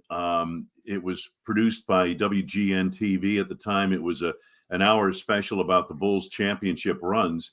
And we did that really during the Last Dance, actually. So, yeah, that was kind of neat. Was it weird for you to watch The Last Dance, Wayne, with a different perspective, being around that team? I'm just curious. It was really cool. It brought back a lot of great memories, especially of the people. I'm talking the security people and people like that, you know, the people that nobody talks about that didn't play in the games and things like that. It was really cool to see. And that whole season was just amazing. I don't know, David Halberstam. I don't know if you guys know that name. He's a great author, politics, and he did some sports books. I would recommend a book that he wrote October 1964 about the Yankees and Cardinals World Series that actually was kind of the line of demarcation in baseball of the race issues that were going on in the NFL and everything else. And it was a great World Series. But anyway, and he had written several books about the Kennedys specifically and Vietnam and all that. And I'd read a lot of those books. So I had the opportunity. He was writing a book about Jordan called Playing for Keeps. He was with the team, embedded with the team the whole season. And when I wasn't doing a game and, you know, and I was at the stadium, I would sit next to him on press row. He was fascinating to talk to. He passed away. He was killed in a car accident in San Francisco a number of years after that. Next one for you, Wayno. Mailman Jeff wants to know, where exactly did you get "and there is your dagger"? When did that start? How did that start? It's a basketball term. It's really a term we used to use in the NBA, and it's based on when, you know, let's say there's a close ball game, one possession game, final second, somebody hits a three-pointer. Now it's a two possession game, and there's not enough time for the other team. There won't be enough possessions for them to get back to tie the game and get it to overtime. So we used to say that's the dagger. And I remember I was doing a game in Chicago a Saturday night. It was the 2000 season, and the Packers the next day were playing the Baltimore Ravens. I'll never forget, it was Brian Billick and company, and they were the defending champs. The Wisconsin marching band was there, and it was a great ball game, back and forth. And Brett Favre had a 2-touchdown lead in the fourth quarter, then hit Bubba Franks with a third, making it a third touchdown advantage. And that's where I said, and that's your dagger. And it kind of took off from there. That's awesome. All right. Has anything ever, this is from Brian in Ohio, has anything happened on the field that you could not believe your eyes? Yeah, a lot of stuff. And a lot of stuff that I missed.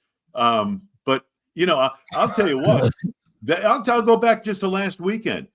That pass to Jaden Reed down to the 1 yard line, that was unbelievable. You know, unfortunately, it doesn't make any of the highlight reels because the damn thing didn't score a touchdown. But, you know, that was one of the great throws and catches I've ever seen. Period. All I can think about is the bucket drill they do in training, right? That was probably like an amazing bucket toss, right?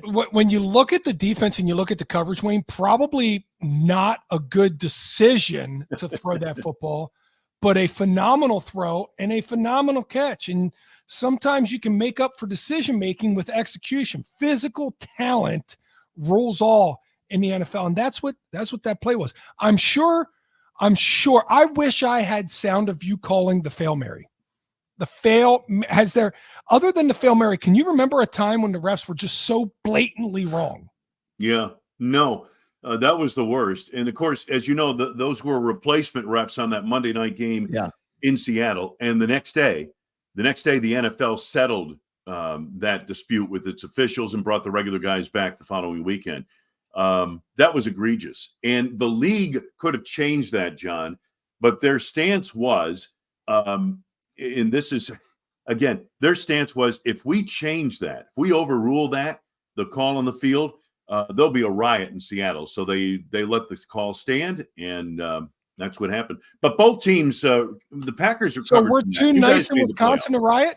We're too nice in Wisconsin to We're too nice. riot? Is that We what weren't there. We weren't in that stadium. That's what they were worried about. Yeah. We're too Midwest nice. We're allowed to have nice things, but only if other people agree. That's what I'm getting out of this thing.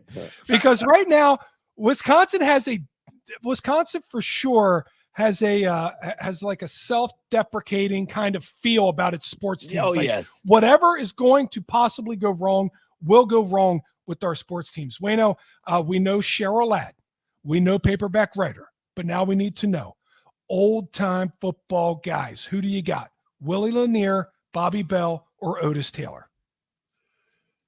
Oh, wow. I would say Willie Lanier. Why? That Kansas City defense in the late 60s, early 70s, the defense that won Super Bowl IV, it was all about that defense. And that was the number one reason they won. And I just think he kind of personified that. I mean, a lot of guys get other headlines, but Willie Lanier was the man on that. Willie Lanier, eight-time All-Pro from 68 to 75. That's a pretty good run. Yeah, there you go. Linebacker. Willie Lanier is Wayne's badass OG. Cheryl Ladd is the one that got away. And Paperback Writer. That's his theme song. That's the song he lives by on a daily basis. Wayno, we love Waynesday. We love getting to talk to you, and we'll do it again next week. All right, guys. We'll do it next week. Thanks. Gosh, I wish we could do Waynesday every day. Every day. It's so much fun. That hour flies by. I can't believe it's over. Nooner's good job with the questions. Great questions as per usual. When we come back, we got the investment hour. Going to find out a You Better You Bet. What is a Nooner going to beat us this week, and find out how my can't miss did yesterday. Hour number 3 at 9 noon when we return.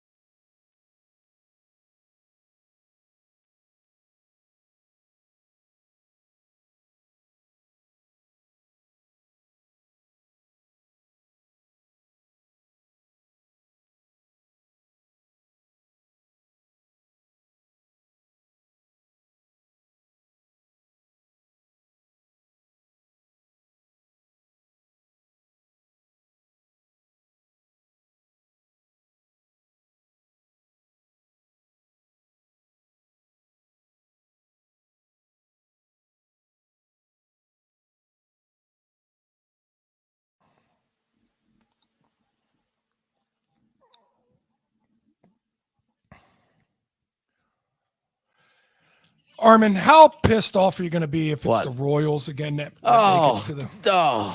Actually, I don't have a problem with. All right, here's where people misunderstand me about No. the whole This thing. is why I suspect it's going to piss you off. Go 'Cause ahead. Here's a team again that got hot at Yep. one point in time, made a run, made it to a World Series. Why can't that be us? Why can't that be us? Then they break it all down and they stink for a couple years, build it back up, get hot, make another run to a World Series. Why can't that be us? That's why I suspect out of all these teams, I know you hate the Mets because of Jesse Winker and what they just did to the Brewers and because of our history of losing to teams that make it to the World Series. I can't stand the Phillies. I Right. can imagine you have some disdain for those larger market teams like the Dodgers and the Yankees, but I can imagine the Royals just kind of getting your crawls a little bit because they do what you claim baseball playoffs are set to do. Reward any team from any market that's just hot at the Let time. me tell you a story about my grandpa and my dad. Okay. Oh, story time. All right. Sorry, it's a good fantastic. example. You ever get mad at something like you've been Never. trying forever, Never mad. and some guy gets beginner's luck and gets it? You never mad. I like that. Like, let's say you never play a slot. Someone never plays a slot machine. That is just not their thing. But they walk in the first time they play, they hit the bonus or something. And there's a guy that's been playing forever that never happened. Let me tell you something about my grandpa and my dad. All right.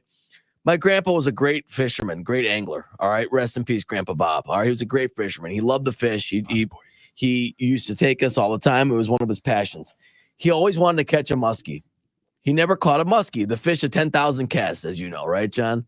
You're an angler. You know about this. Mm-hmm. Do you know So- one time I gave a speech at a fishing expo down there at the State Fairgrounds? Man, they can get you to do anything for a charity. Anything. I'll do it all. You know what I was doing on the drive down? I was reading about angling. Right. That makes sense. Hey, good. You were studying. So my dad took my grandpa to a fishing trip once. All right. It was up north. They did this multiple times. My dad was not a fisherman, right? He just wasn't his thing, but he went with my grandpa. He knew he liked to do it. It's like a charter deal. They go out on the lake, and my dad gets a muskie. How about that? Leon got a muskie. Unbelievable. The fish of 10,000 casts. Dad never fished, never went for muskie. My grandpa couldn't believe that my dad got a muskie, right? Yeah, it's the same idea. The Brewers have been in the playoffs now how many times in the last 6-7 years? The Royals have been in the playoffs exactly, I believe, 3 times in the last 13 years. Yep. And they've either been to the World Series. Well, the first 2 times they went to the World Series, and then once they won them. They've been bad ever since. Now they're going to stroll back in here with 86 wins. 86 wins, John. Enough of these 80-win teams. It's going to the literally World like Series. Eli Manning, Right. Who Eli Manning. never goes to the playoffs, but when he does, he wins the damn Super Bowl. Now, how come that happens for them and not for us? We've been the ones toiling away, winning 90 games a year, trying to get all these wins. We've been the ones, all right, doing this. But the Royals can stroll in here like it's, Saturday evening and come in and get it. I don't get it. All these 80-win teams are now. It's not about the markets. Everyone's like, why are you cheering for small markets, Armin? Kansas City's a small market. Well, I knew Detroit. I knew it'd be about that. I knew out of all these teams, Yes. I knew out of the Phillies, the Mets, the Yankees, the Dodgers, some teams that are easy to not like, the Padres, throwing baseballs at other teams' dugouts and really celebrating and bat flipping and doing all kinds of antics, even though, there's some asterisks attached to a couple guys' names. They're not easily liked. I knew the Royals would be the highest on your teams to have disdain for in this year's Major League Baseball playoffs. I mean, it'd be one thing if they were a 92-win team and they were even 90 and they were a wild card team. But because of this dumb MLB playoff system, we got these wild card teams rolling in with 84, 86 wins. Not this year in the National League, but the American League, last year in the National League, and making these runs to the World Series. What is the point of the regular season if we're rewarding these teams and letting them have the same shot in the playoffs? John, this small system, this small sample size system in the playoffs, it's like if I told you after an NFL season, you played the whole season, 16 games, now one drive is going to decide your season. That's the type of sample size we're reducing it down to. I just don't get it. Are you complaining about the playoffs? I'm complaining about the playoffs again. You're complaining about the playoffs expanded playoffs. We're now going to have so many teams are winning the World Series. Do you realize if we went back to your heyday of the playoffs, a West and an East, in the NL, in the AL, the Brewers wouldn't have made the playoffs this year. Wouldn't have made it. No, but you know what, John? Who would have made the playoffs? Team that beat them in the standings, right? Right. Let's say the Brewers were in the NL East, all right? Because back then they were the American. So League. you're mad because the Mets, who finished what, 2 games behind the Brewers, or a game behind the Brewers? They shouldn't even have been a chance. We beat them in the thing. What's the point of the season if you're not going to use the standings from the season? You're judging teams by the entire season. You get in first place. Well, at you that win first note, why place, have what's the any point? playoffs? Just record the team that does the best. Yeah, and I understand that people go that way. Well, Armin, what is this, 1952? You don't It really want to feels play like off? it's 1952 So, with you. Now, I all knew I'm you were saying not is- claiming to be a millennial at the start of this show. Right. But, oh, my gosh, you want to go back to being – I mean, you want to be a pre-baby boomer. Let's just say this.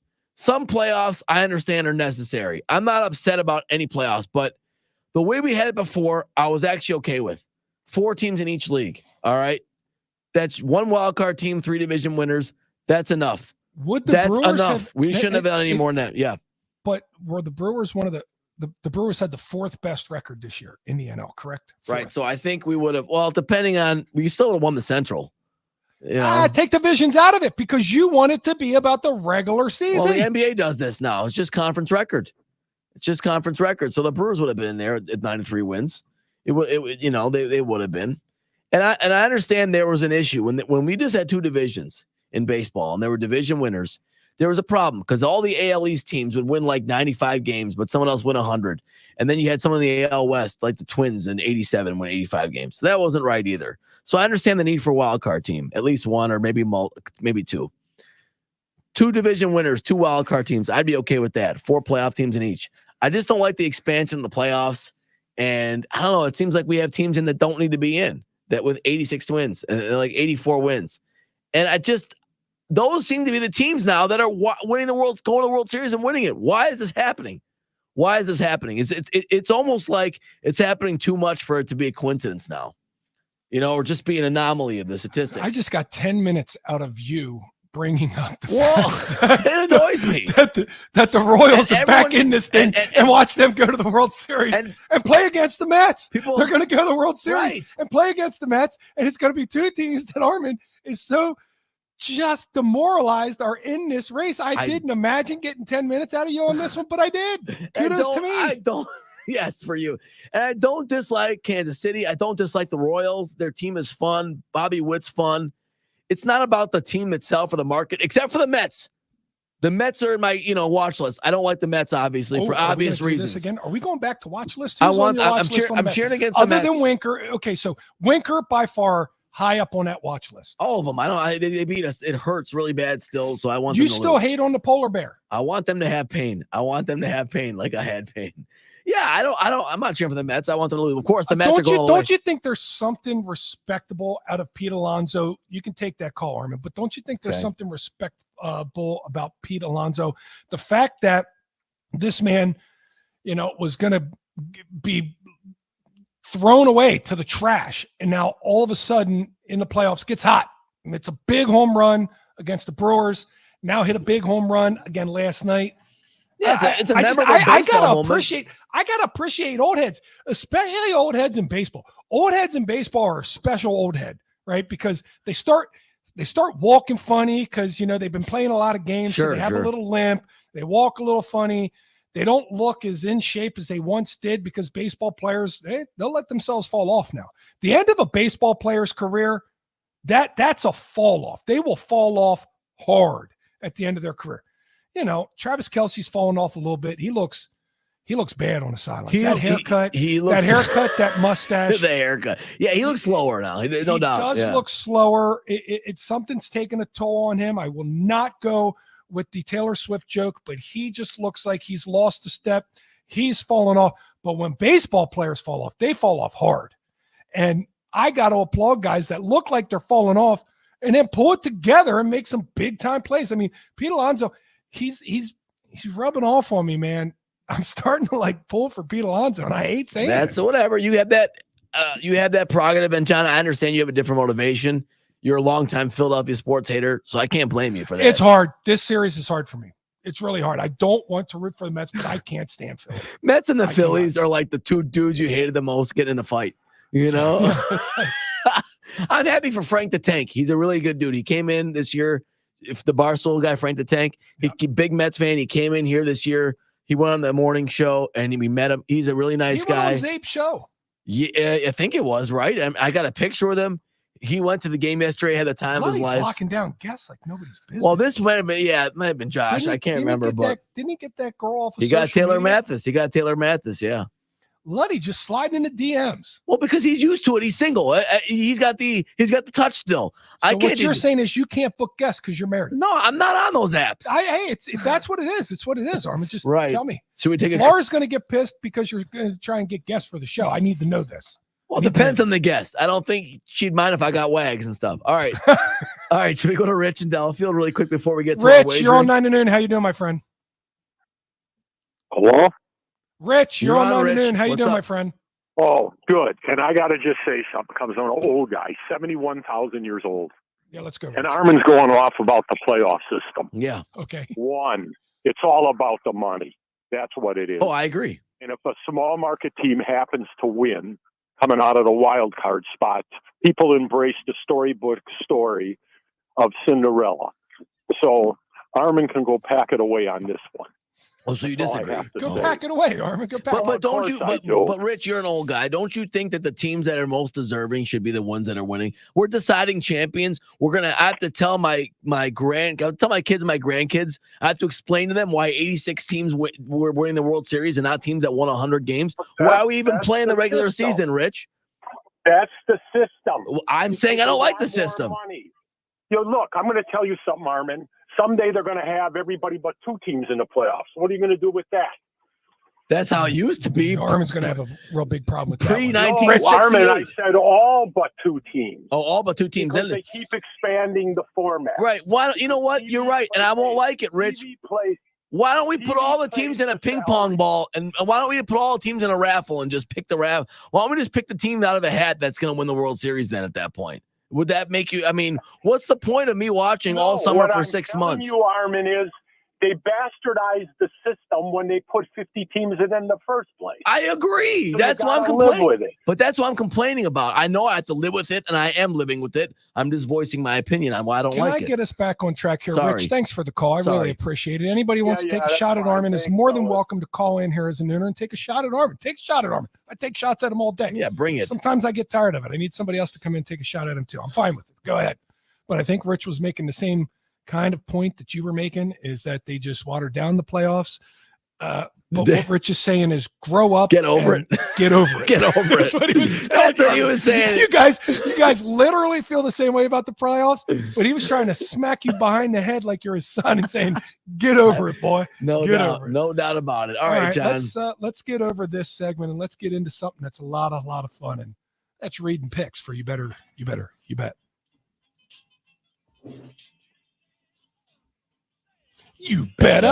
You better, you bet. You better. You better. You bet. And it is the time to find out some picks for you better. It is the text version, and we'll get to that here in a moment. But first, I got to remind you, if you want to eat with the guys, you got to beat the guys to go to Carnivore, Milwaukee's premier destination for fine dining. Carnivore's extensive menu features international and domestic Wagyu steaks, over 3,000 different wines, and an incredible craft cocktail list that you cannot believe. Omar and the gang at Carnivore has something to meet and exceed even the finest taste buds' expectations. Where the classic steakhouse meets the modern experience. Only at Carnivore, and that's what we're playing for once again. Week 6, National Football League. We got 3 Nooners out of 5 weeks. Make it into the playoffs. Yeah. Try harder. Do better, Nooners. And we start with who today? It's Dawson New Berlin, who was our text winner last week, John. He was closest to the final score of the Packers game. It was 24-19. He predicted 24-17. That's 2 points. And boy, we haven't had anyone catch it completely perfect yet, but he's gotten the closest. So Dawson New Berlin is our text picker today. And John, he starts off with the Steelers covering -3. The Steelers -3. They're favorites. They're getting 3 and giving 3, and they are playing. Sorry, the Raiders. They're out there in Vegas. They're traveling to Vegas. They're going to take over that place.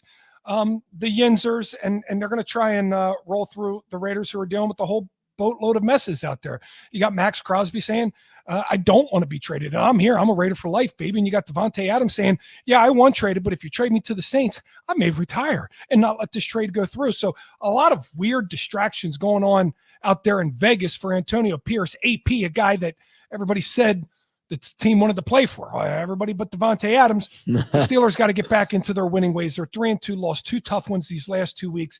They want to get back there. Tomlin saying, if we stop kicking our own butts, we can kick somebody else's butt. He's going to try and be with the Raiders. Spread's 3. Who's he got next? He has the Packers favorite. Now it's 5. Never has a hook meant so much to us as 5.5 scares us. But right now it's -5. We're feeling good, right? Packers -5. And if it stays at -5, I might pick the Packers by the end of the week. But if that thing teeters one little hook up to 5.5, stay away and stay away in a big way. And in fact, Vegas, just do us a favor. Just keep it at under 5.5 so we can hope that the Packers win the game, because teams that are 5.5 point underdogs have won outright more games than they've even lost. They've covered on all but 2, but they've won even more games. So I don't want that thing getting up there to 5.5.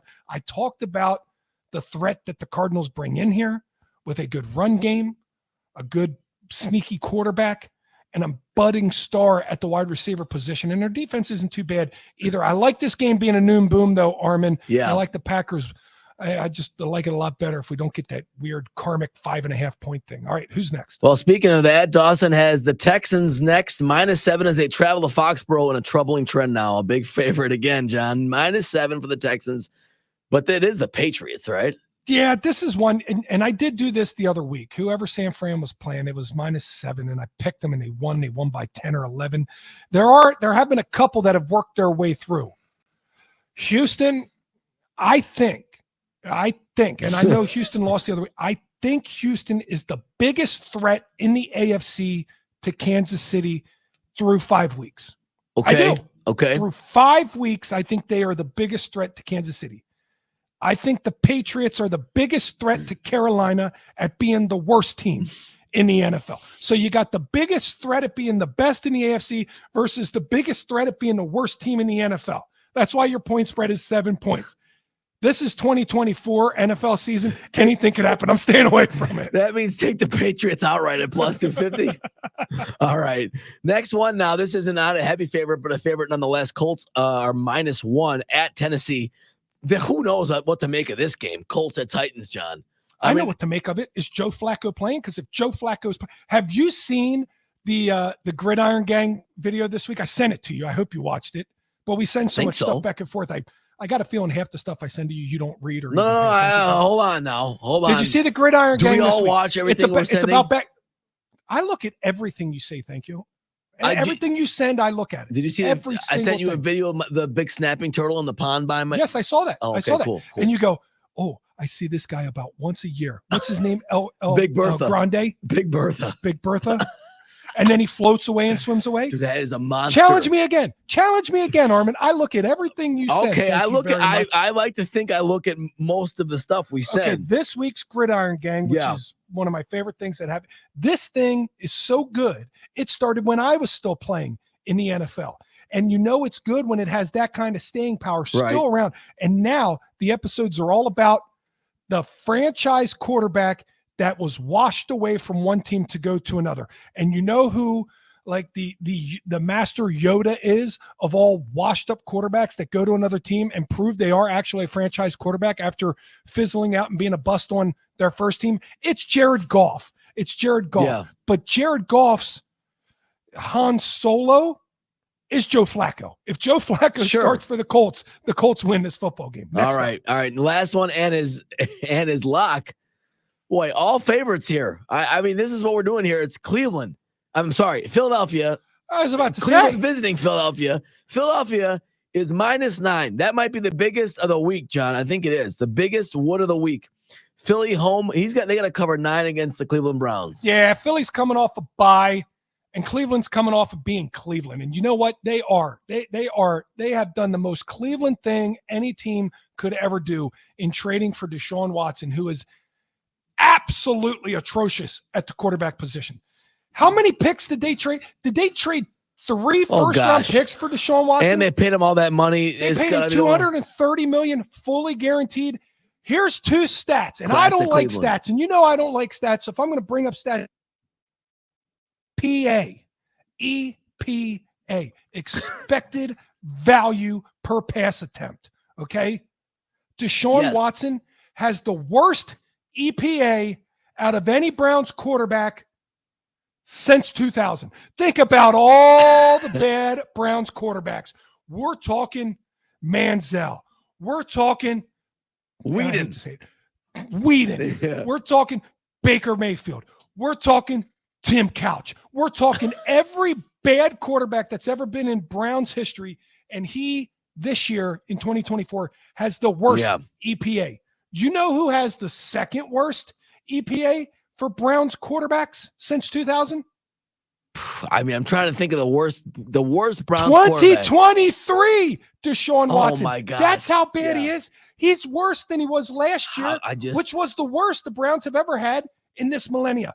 -9, I'm okay with that. Take the Eagles. The Browns stink. Yes, and that is that's his lock. This monster, that's his loctopus right there. That's the lock. Eagles -9. I do like that buying that point down from 10 because the Browns could figure out some dumb way to cover that and get themselves 9 points. That's a good point. Philly's off the bye. Saquon's rested. I would anticipate him getting 30 carries in his football game, and don't let Jalen Hurts throw it away. That would be my philosophy if I'm Kellen Moore. Hopefully the wide receivers are back for them, A.J. Brown and Devontae Smith. If they are, Philly looks like they could run away with this thing. I'll be looking at that injury report very closely as we pick here on Friday. But before we end this segment, we got to do one more thing. The man can't miss. Time now for Coons Can't Miss, presented by the Potawatomi Sportsbook. Bet big, bet bold.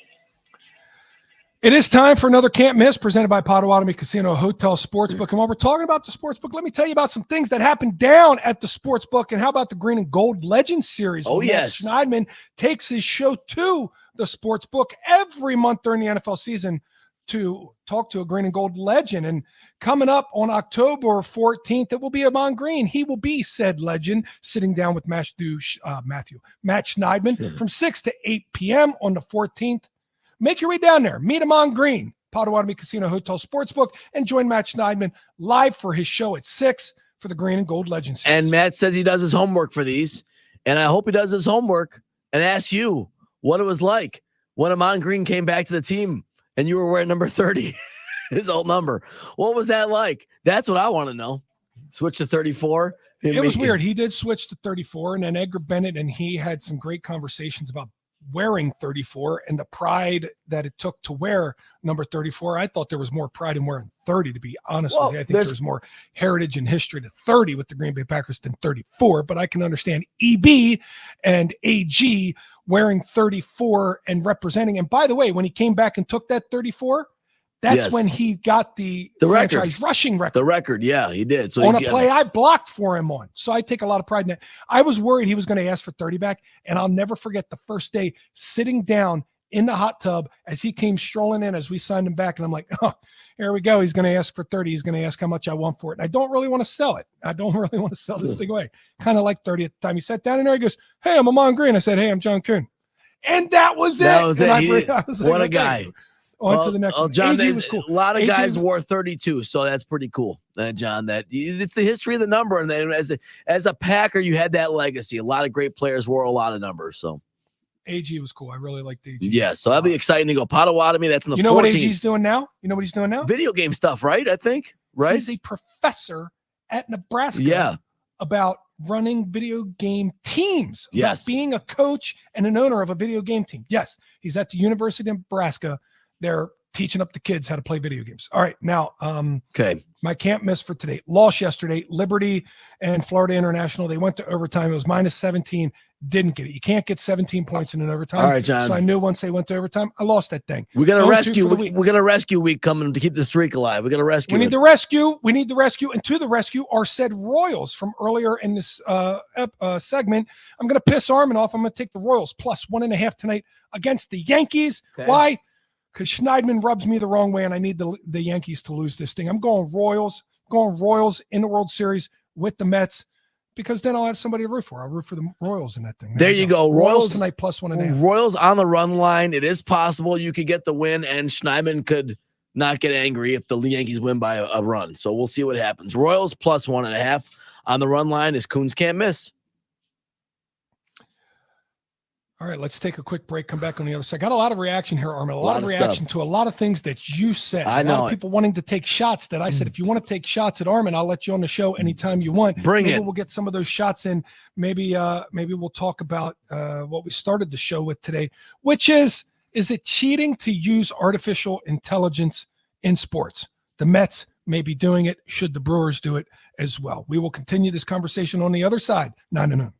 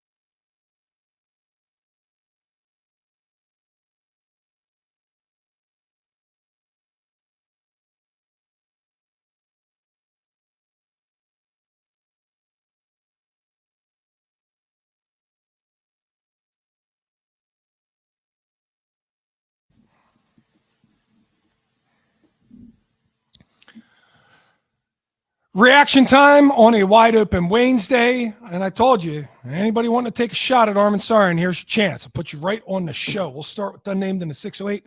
Armin, if you went with your theory of wild card teams not being deserving of the playoffs, and you applied that to the NFL, the Packers would not have their latest Super Bowl. Nope. Andy in the 262 Different says, sport. Armin, easy solution, win more games in the playoffs. Ted in the 920 says, Armin hates me because I'm a blue-collar electrician. Whoa. RJ in the That's not 608. fair. RJ in the 608 says 2010 Packers wildcard team might as well just throw that trophy in the lake, Armin. Bernie in York, PA.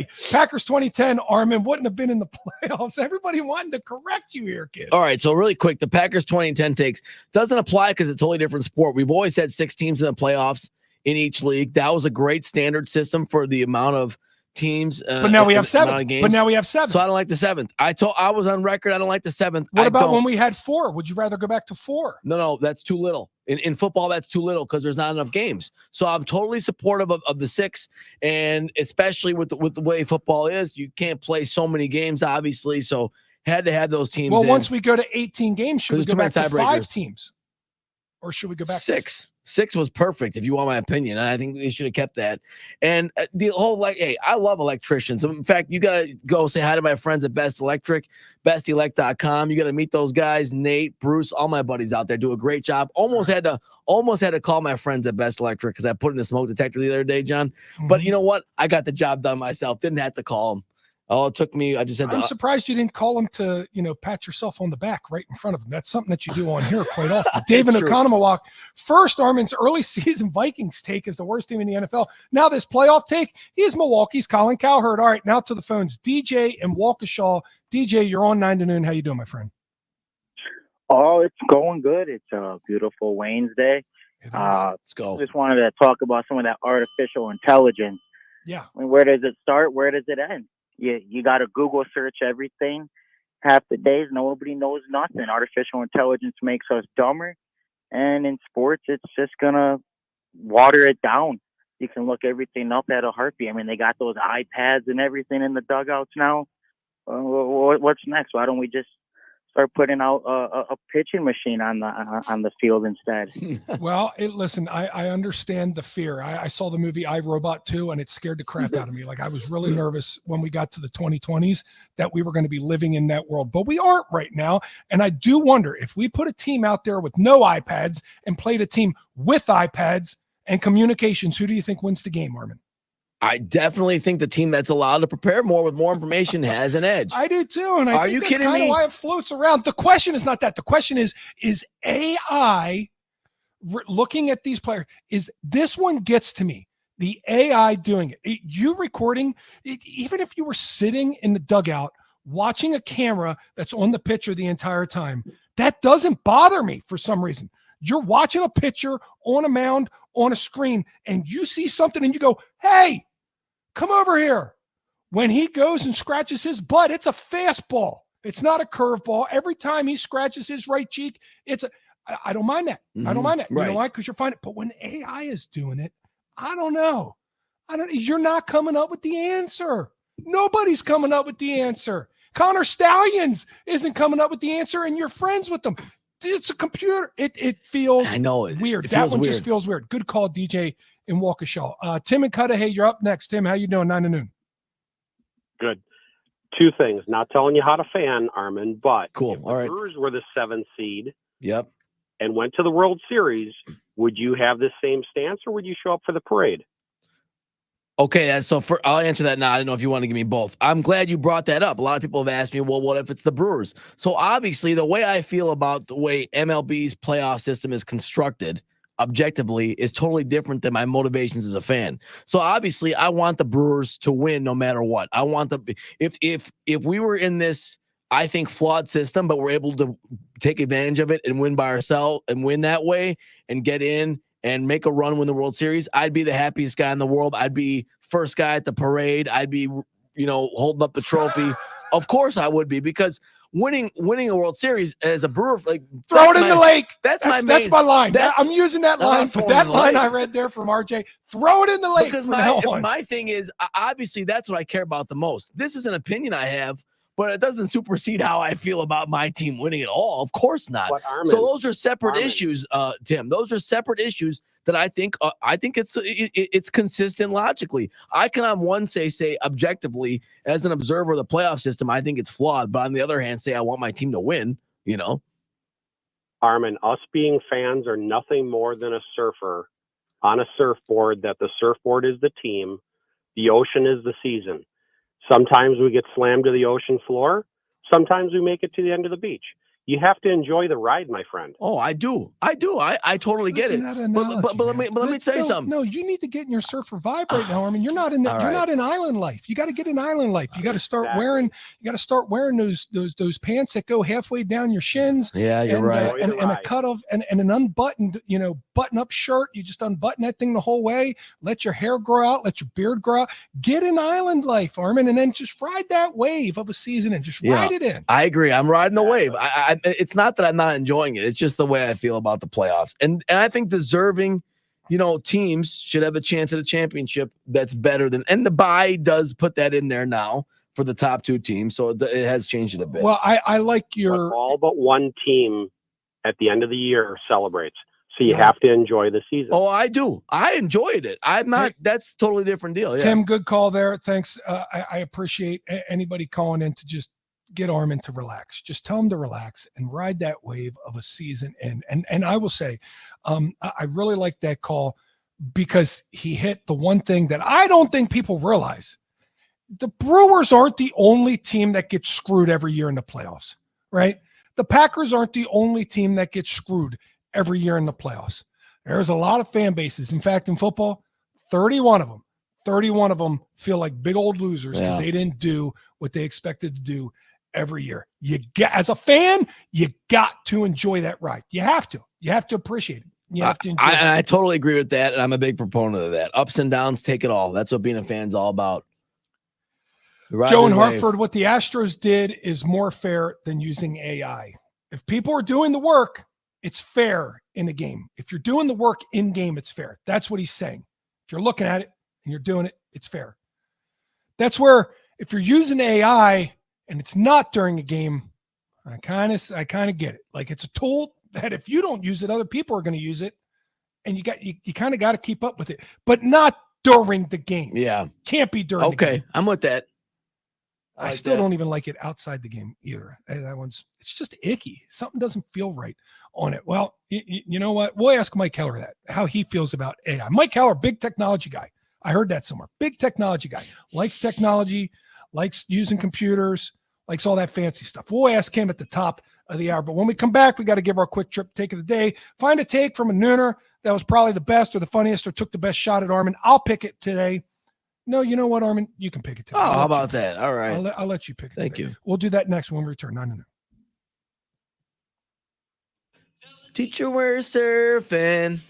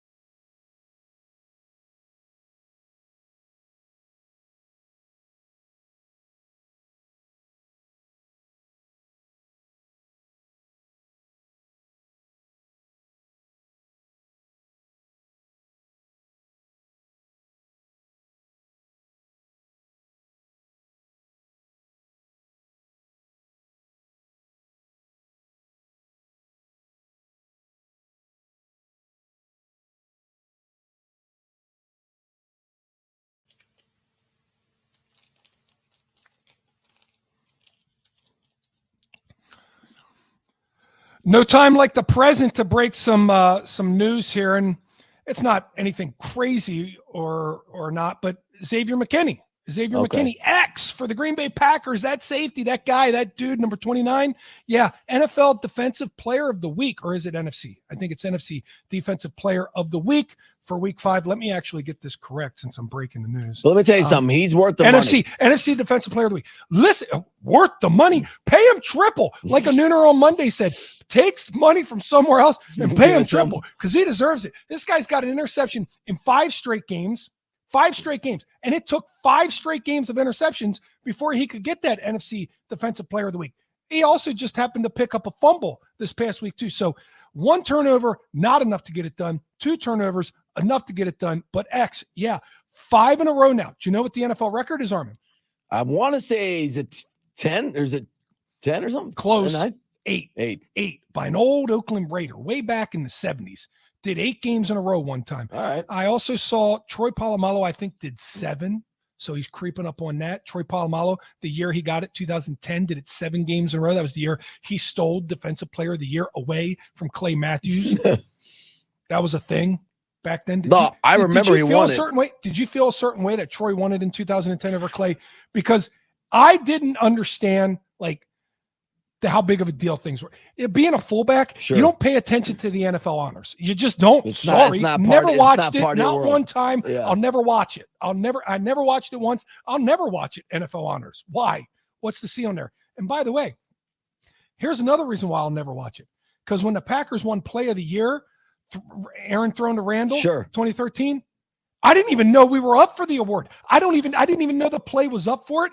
And they won. And those two went on stage boycott those things. It's not for a group award, for a group, like a Play of the Year. You don't all get a trophy like in the Tonys where they give one to the producer or that, whatever it is, or the actors and the producers, They give it to the people that hit the triangle doing the score. I know. That's what I think is funny about it. Yeah, I hear you, John. I remember thinking he was in the mix, but I didn't know if he was going to win it. It is what it is. So when we got the Wisconsin Sports Athletic Hall of Fame award for best play of the year. Do you know who accepted that trophy? Probably you. Me. And you know who has that trophy? Me. I didn't turn it in to anybody. I'm not giving it to anybody. And I'm telling people this is my NFL honors trophy, even though it's the Wisconsin Athletic Hall of Fame Sports Awards trophy. Yeah, and I'm sorry, Aaron, he's not sending it to you. I'm not. You're sorry. not getting it. John's keeping it. Because you have the other one. You're lucky I blocked Julius. Anyways, we're going to do this take of the day. It's brought to you by Quick Trip. Need something for breakfast, lunch, or dinner? Don't cook. You don't have to. You can stop by Quick Trip. Always freshly prepared, absolutely delicious meals, which may include. No, that's not it. No, that's not it. Hold on. Not it. Oh, Found it. All right, John. A lot of great text. What happened there? What was that? AI. We're almost the whole way through a show, perfectly executed. And then we stubbed our toe at the end. No That's big deal. okay. All right, let's finish in a strong way. A lot of good texts today. Let's see. Armin hates me because I was born in 1987 and views me as a useless millennial. No, Sushi, I don't dislike millennials. I just don't always consider myself a true millennial. That was my point there. Danny Boy from the Falls. Armin's taking work away from blue-collar electricians. Yes, by doing my own smoke detector. Thank you very much. I take credit. Matt in Milwaukee says I'm a hypocrite. Bennett from Brookfield says, take of the day should be that Kuhn is Matt Schneidman's daddy after he called him Matthew. That's funny, but I'm not going to give it to him. Armin's a sore loser, just win. Nah, how about this one? Peyton and O'Connell walk. It's kind of like a Cold War situation. If you decide to leave it alone, other teams will gain an advantage, just like we wouldn't disarm for fear of Russia getting an advantage. I think that means the show's done, John. I really do. There we go. Anytime we can get a Cold War reference and analogy to the use of AI in today's Major League Baseball or all professional sports, it shows. 9 to noon has gone full circle, and it's time for us to bid adieu. But you know what's up next? Mike Heller from the Mike Heller Show, maybe the Bruiser, Nick Bruzowitz, he might be here as well. We'll chop it up with them, see what they're chewing on for the next 3 hours. Thanks for listening, Nooners. You were awesome as